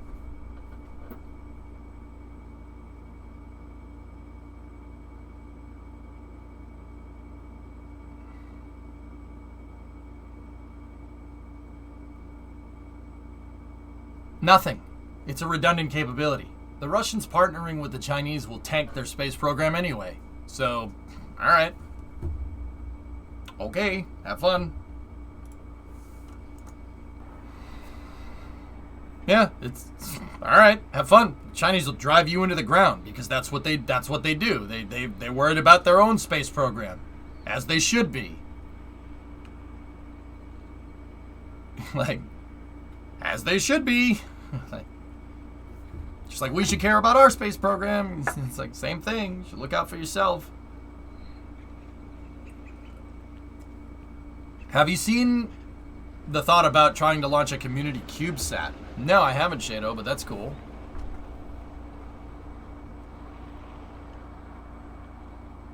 Yeah, W, I read that guy's articles. Yeah. Crazy, right?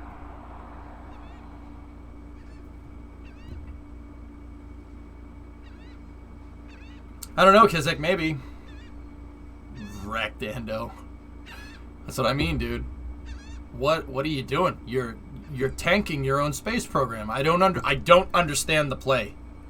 I don't understand the play, and so fellas, when I don't understand the play like that, you know what that means? That means there's other things at stake that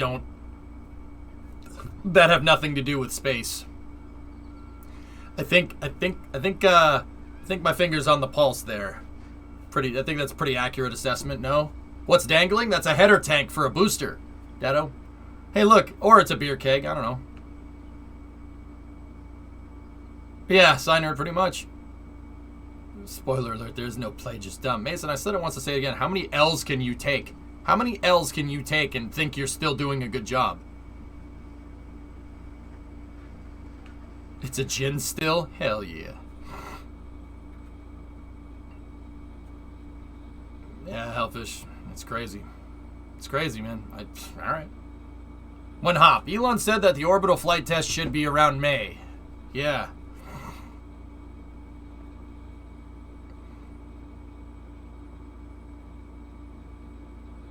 Yeah, Bill. Yeah, that's what Bill Nelson said. Yeah. He's saying a bunch of stuff, but yeah, the ISS partnership hasn't changed. That's a really good point.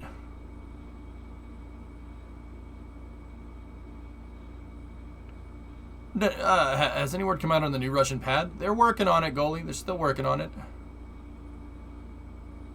I'm interested to see what happens when all this is over. Do they expect people to come running back? I don't know, man.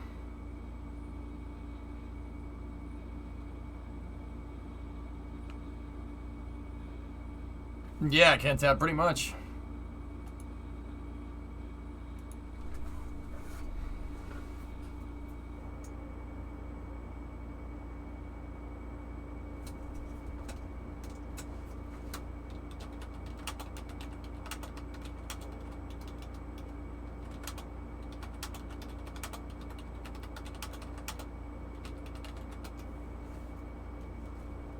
All right, looks like we got a D-stack there.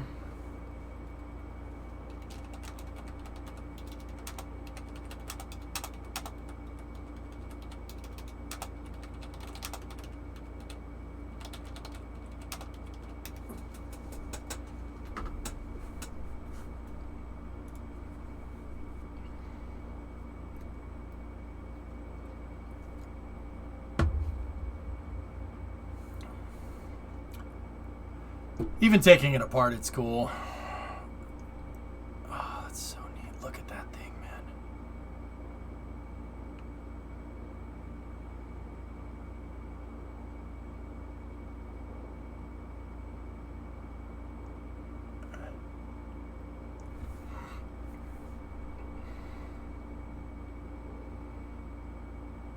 Discovery, go at throttle. Yeah, Hellfish, I'm quickly approaching me not caring. All right. Like, yeah.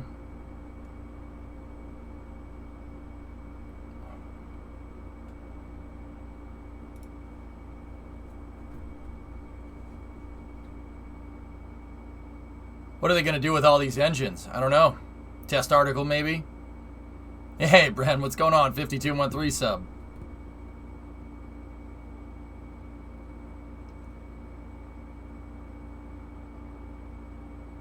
Do you really gain that much more specific impulse compared to the weight of the other engines? No, you wouldn't gain specific impulse, Matt, but the Raptor 2 engines have higher chamber pressure, which does give you more specific impulse. And Raptor 2 is also a lot lighter than Raptor 1. So, because it's more powerful and it's lighter, a cluster of those engines would, because there's frankly more engines, right, would be a little bit heavier, but you would up your TWR and your specific impulse, so it doesn't really matter. Personally, I think that the 9-engine Starship configurations are pretty much going to be used for Starlink launches and stuff. Yeah, something like that. Do you think they'll send 420 to Brownsville for the memes? I don't know, maybe.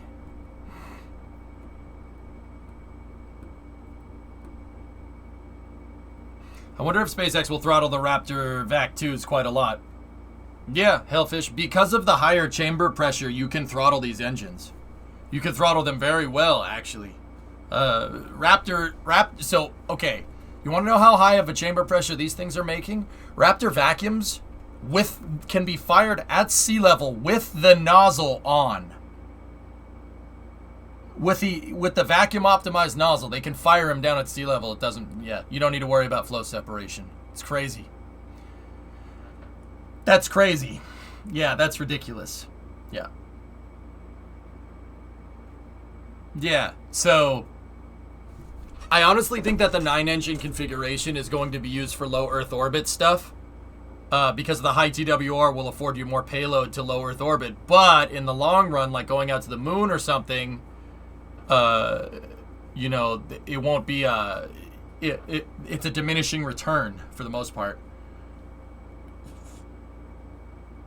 Got to have a static fire ring on it though. That's because they're testing it horizontally.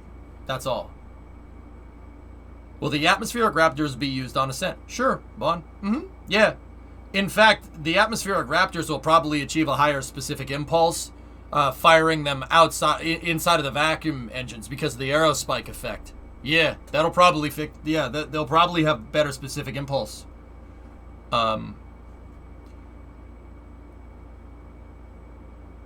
Basically, all the vacuum engines firing, right, will create a cone of gas coming out, and inside of that cone will have a hollow area, and that's where those 3 engines will fire.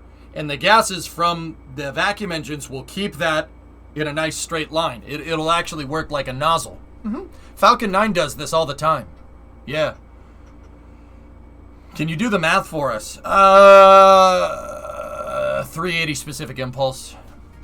Yeah, that's a theoretical maximum for methane. They'll probably be approaching that. Yeah.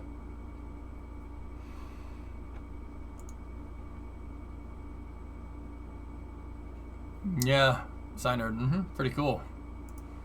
All right, so we watched that one. Let's get into the next one here. So this video is coming from Mary, and from Mary per NASA space flight here. Let's see.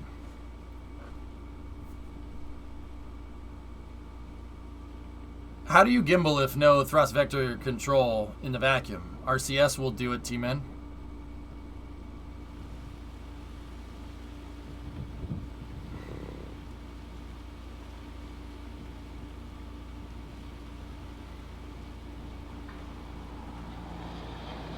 Starship's hanging on the arms, Moose, and then they have little stabilizer arms down the bottom to hold it in position. We built this in KSP. It's doable. Yeah, you can do it.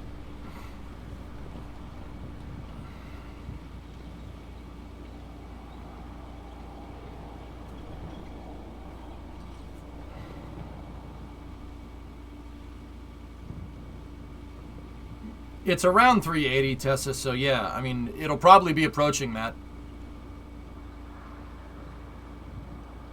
Will Starships use differential throttle to pitch and yaw, leaving the RCS just for handling for roll?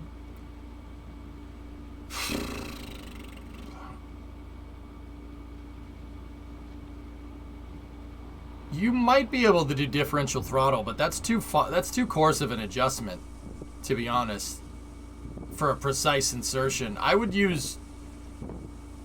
What I would do is have the engines get you close enough, and then stop the engines, and then use translational RCS to finish up where you need to go, similar to how Centaur does things.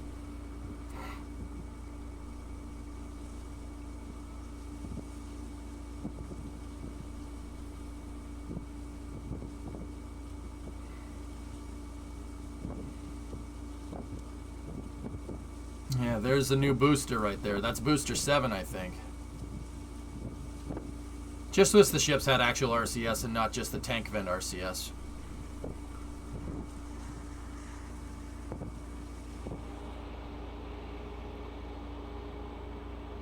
I guess. Isn't that just super heavy, though? Doesn't Starship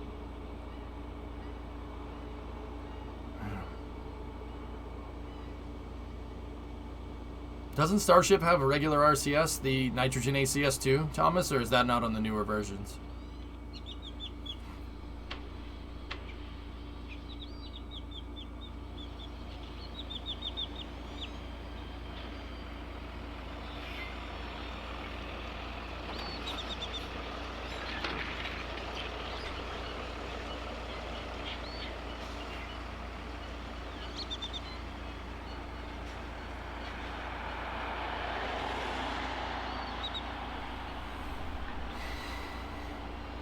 Interesting, Thomas, yeah.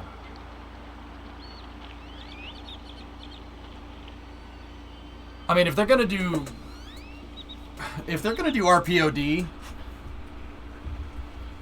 if they're gonna do RPOD, Starship is gonna need something else besides those tank vents, I think. I mean, I don't know. Am I wrong? Who knows?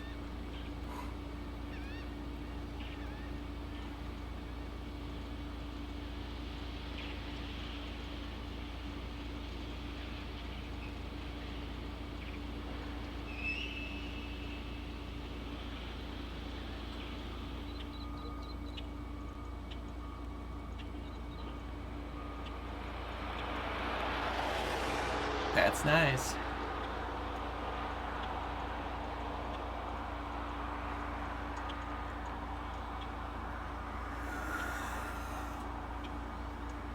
Wowzers.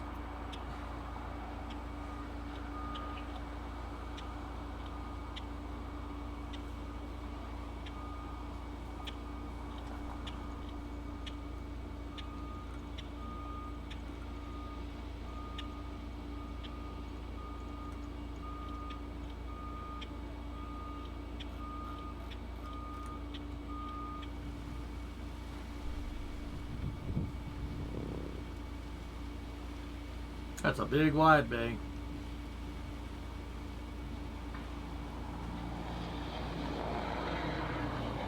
Yeah, it's too heavy. Yeah, Admiral, when did they start making Starhopper? 2018? Late 2018 into 2019? Yeah. 3 years? That's pretty fast. That's Apollo fast, that's for sure. It's Apollo. Apollo quick. And it's only going to get quicker from here.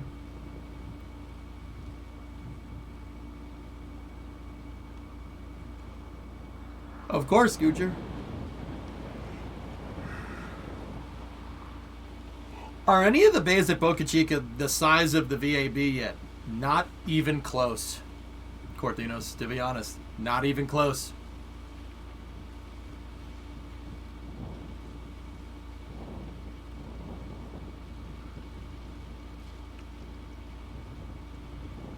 The wide bay, that half the size of a high bay inside of the VAB. The wide bay could fit inside of the transfer aisle of the VAB. True story.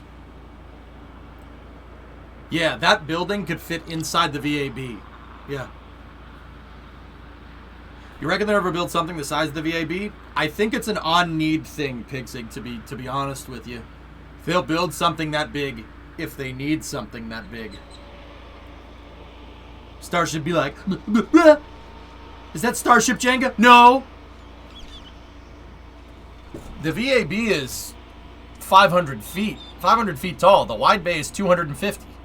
Yeah, it's half the size. I'm telling you, oh, gotta go forward on that one. So, here, VAB transfer aisle. So, in the center of the VAB, there's a gigantic open space.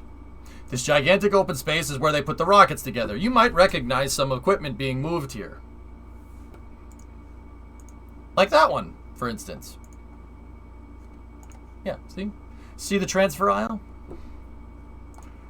There's a good picture of the transfer aisle right here. The wide bay could fit in this. I'll say that one more time. The entire wide bay. I'm not talking about like, oh, you know, the volume will fit in the volume. No. If you built the wide bay right where this shot was taken, it will fit inside of the VAB. The transfer aisle is wide enough. Yeah. Nuts. That's how big the VAB actually is. It's freaking huge. And you know what the crazy part is? The wide bay would go to about here. About here. About halfway. it could, when I say it could fit inside of here, I mean it could fit inside. You could put the whole building inside, and it'd be able to move around inside of the VAB. Excuse me, it's the Mega Bay? Yeah, it could fit in there, man. The transfer aisle is freaking huge, dude.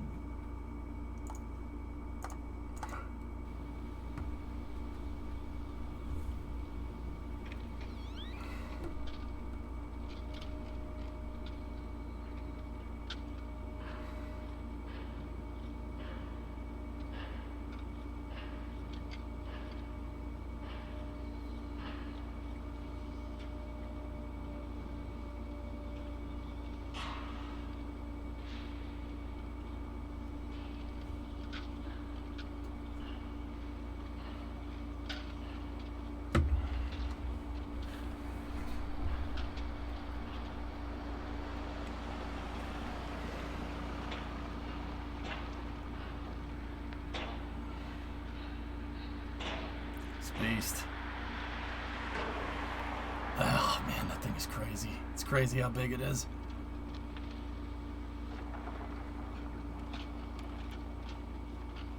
Suppose NASA would let you lease a bay and stream from it? No, I can't afford it. So Elon's saying it'll launch in May. Can you calculate the measurement with Elon time?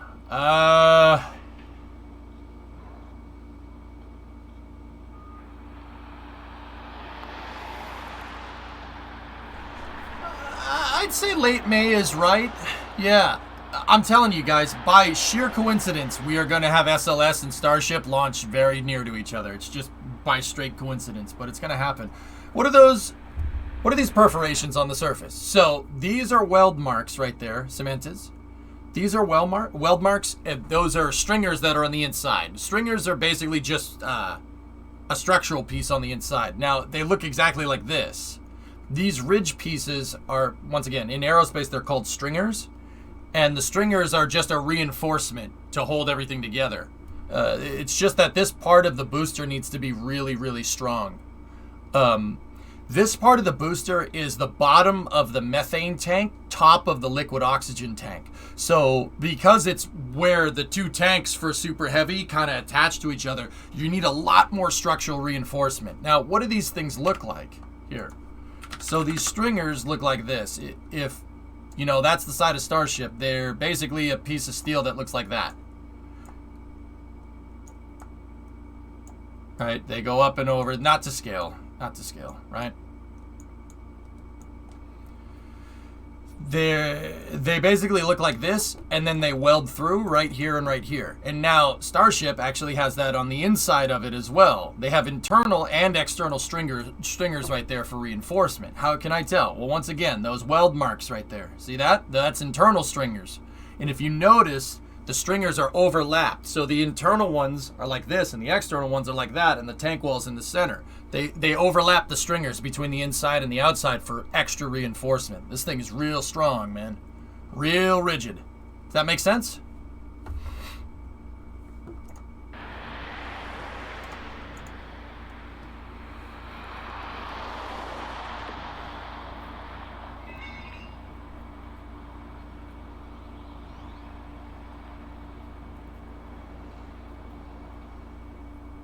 Is the metal thin enough to jerry can it for rigidity rather than stringers?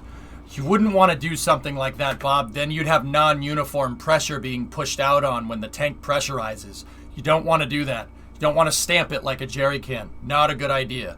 Because, like, if you stamped it, right, and you had that stamp on the inside, when the pressure goes to push out, it would make it do this. It would try to pop the stamping out. Right? You don't want to do that. Not with stainless steel. That's not a good idea. You can't really do that with rocket tanks, dude, because, like I said, it'll pop the stamping out. And then if you have the stamping going outside, right, all the stamping is going to want to do is this. So, like, you have the tank wall right here, right, and then you have the stamp piece on the outside. It's pushing up against these corner points right there. That's non-uniform, or that's uniform pressure pushing on a non-uniform surface. It'll make it pop. Yeah, SpaceX had that exact problem with the early Starships because of the welds. The welds were non-uniform and the tank failed and it shot it up in the air. An oil drum? An oil drum could do that. Yeah, you could do it that way if you really wanted to. Yeah, you could like do a circumferential stamp like that. You could, but I think it's easier to just put the stringers on.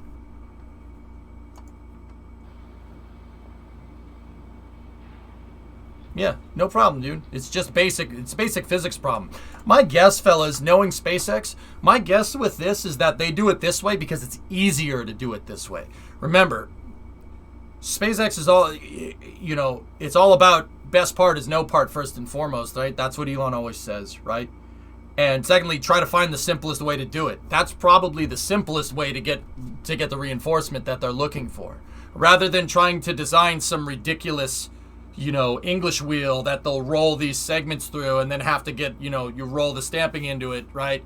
That would take too long. This way, this can be done with like a conventional robotic arm, right? Just doing right? You can do that basically with no new equipment is needed. So they probably did it that way because it would be harder to do it the other way. That's just a guess though. I have no idea. Maybe future versions of Starship will have ribs in them. Who knows?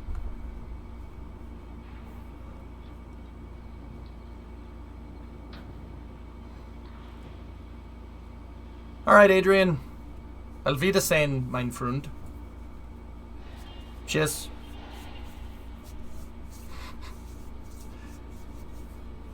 Ribbed Starship. Ew. It makes total sense. Thanks for all the explanations. Yeah, sure, no problem. Bum bum bum bum bum bum bum bum bum bum bum bum bum bum bum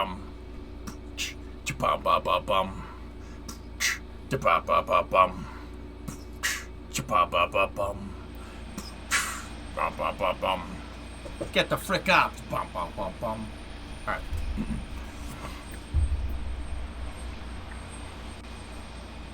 Sorry, every time it moves, we gotta do that. Just because it just looks so weird.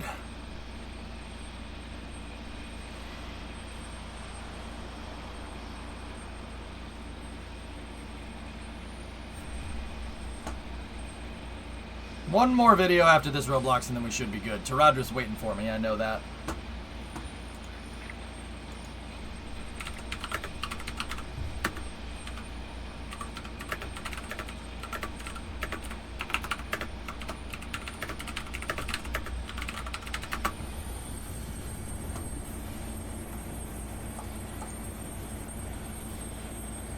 We'll switch this up to 2 times the speed.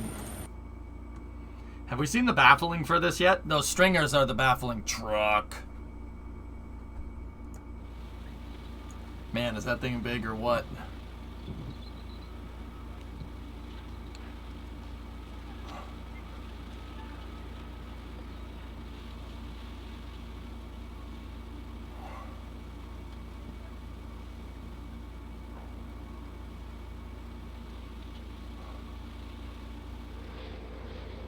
That right there is the top of a booster.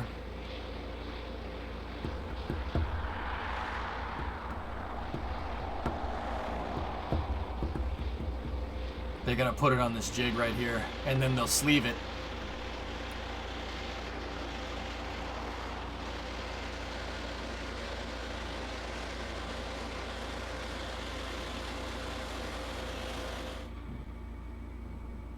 Oh, that's so cool.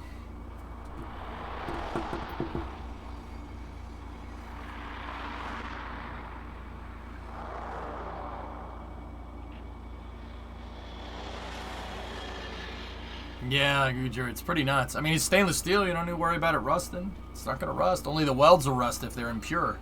As long as they weld inside where they can shield the weld with gas, stainless steel would be fine. I mean, Dread, this is... Apollo was done like this, man. Straight up. Guys, this is just how the Apollo program rolled. I'll show you. They were building rockets outside on the pad, no problem. I mean, it only really came around to the Saturn V. That's when they started putting it inside. See, Saturn 1B, they made that thing outside. Stacked it on the pad outside, too. Hello. Yeah, see? Look. Same thing. They integrated the rocket right on the pad, dude. That's Complex 34. Nice truck. Nice bus. Nice car. Nice cars, plural.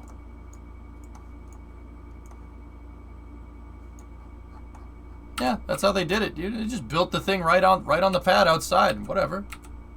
See?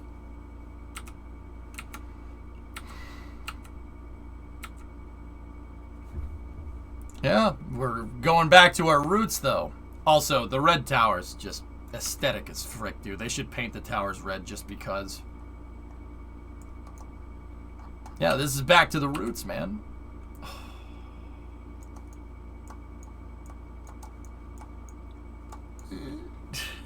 Look at it. Look at that thing, man. It's so legit. Would friction star welded stainless steel rust? No, I don't. No, I don't think so, Sorden. No. Yeah, see, putting together spacecraft outside.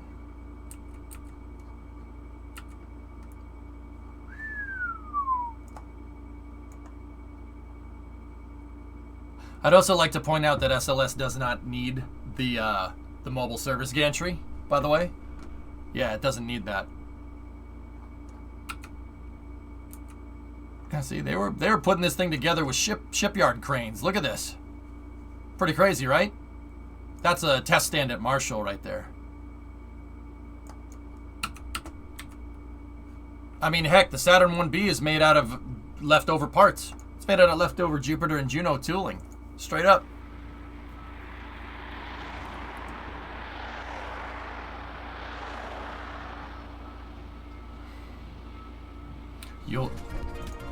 You'll eat your hat if SLS lands on the moon? Or not if SLS, if HLS ever lands on the moon? Why? Where'd you get all those pictures? NASA Image Archive mostly. Yeah, that's my personal collection, Moose.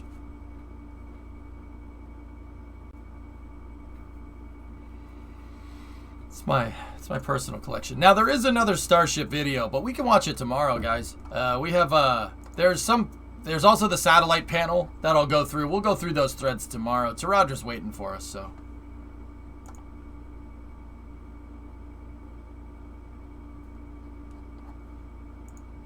Why do you think they haven't used the chopsticks to lift the booster?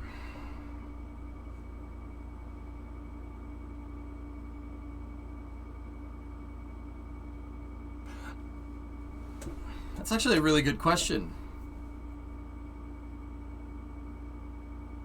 Mac, I'm not sure.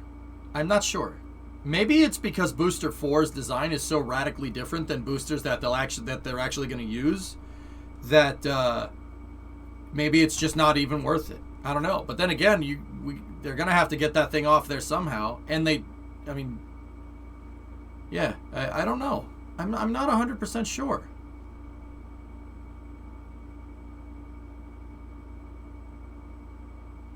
So what kind of cursed abominations of firearms have you come up with in Tarkov? I really enjoy just using the Mosin in Tarkov, to be honest with you guys.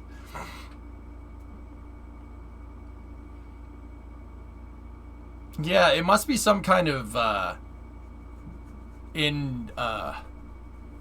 incompatibility with the pad systems. Maybe they built the orbital launch tower for the Booster 7 design, and Booster 4 was left over, because Booster 4 was made before they finished the pad. So that's my guess. Like, I don't know. I'm not sure. With or without the PU scope, I use irons. Saimo Haya is one of my personal heroes. Irons.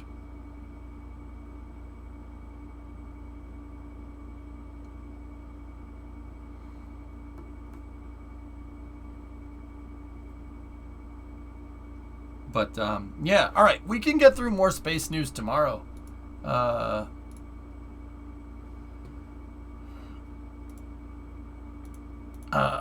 have the satellite 2022 stuff, but once again, we have it. There also is an HLS meeting at 3:30 tomorrow.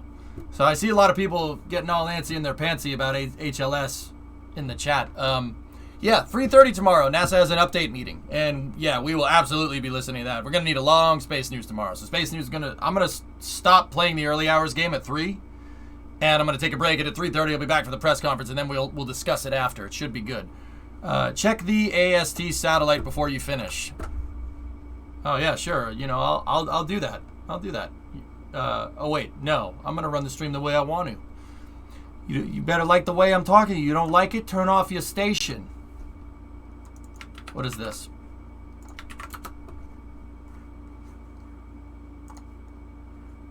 What's for early hours tomorrow? I'm not sure. Did you see this space news?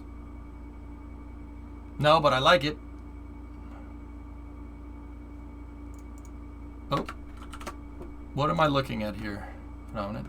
Our Blue Walker 3 test satellite is 693 square feet in size, designed to generate power from space and deliver cellular broadband directly to your phone. Cool.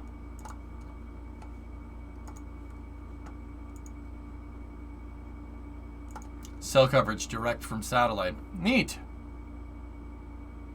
Well, that's pretty neat. It's not as neat as this, though.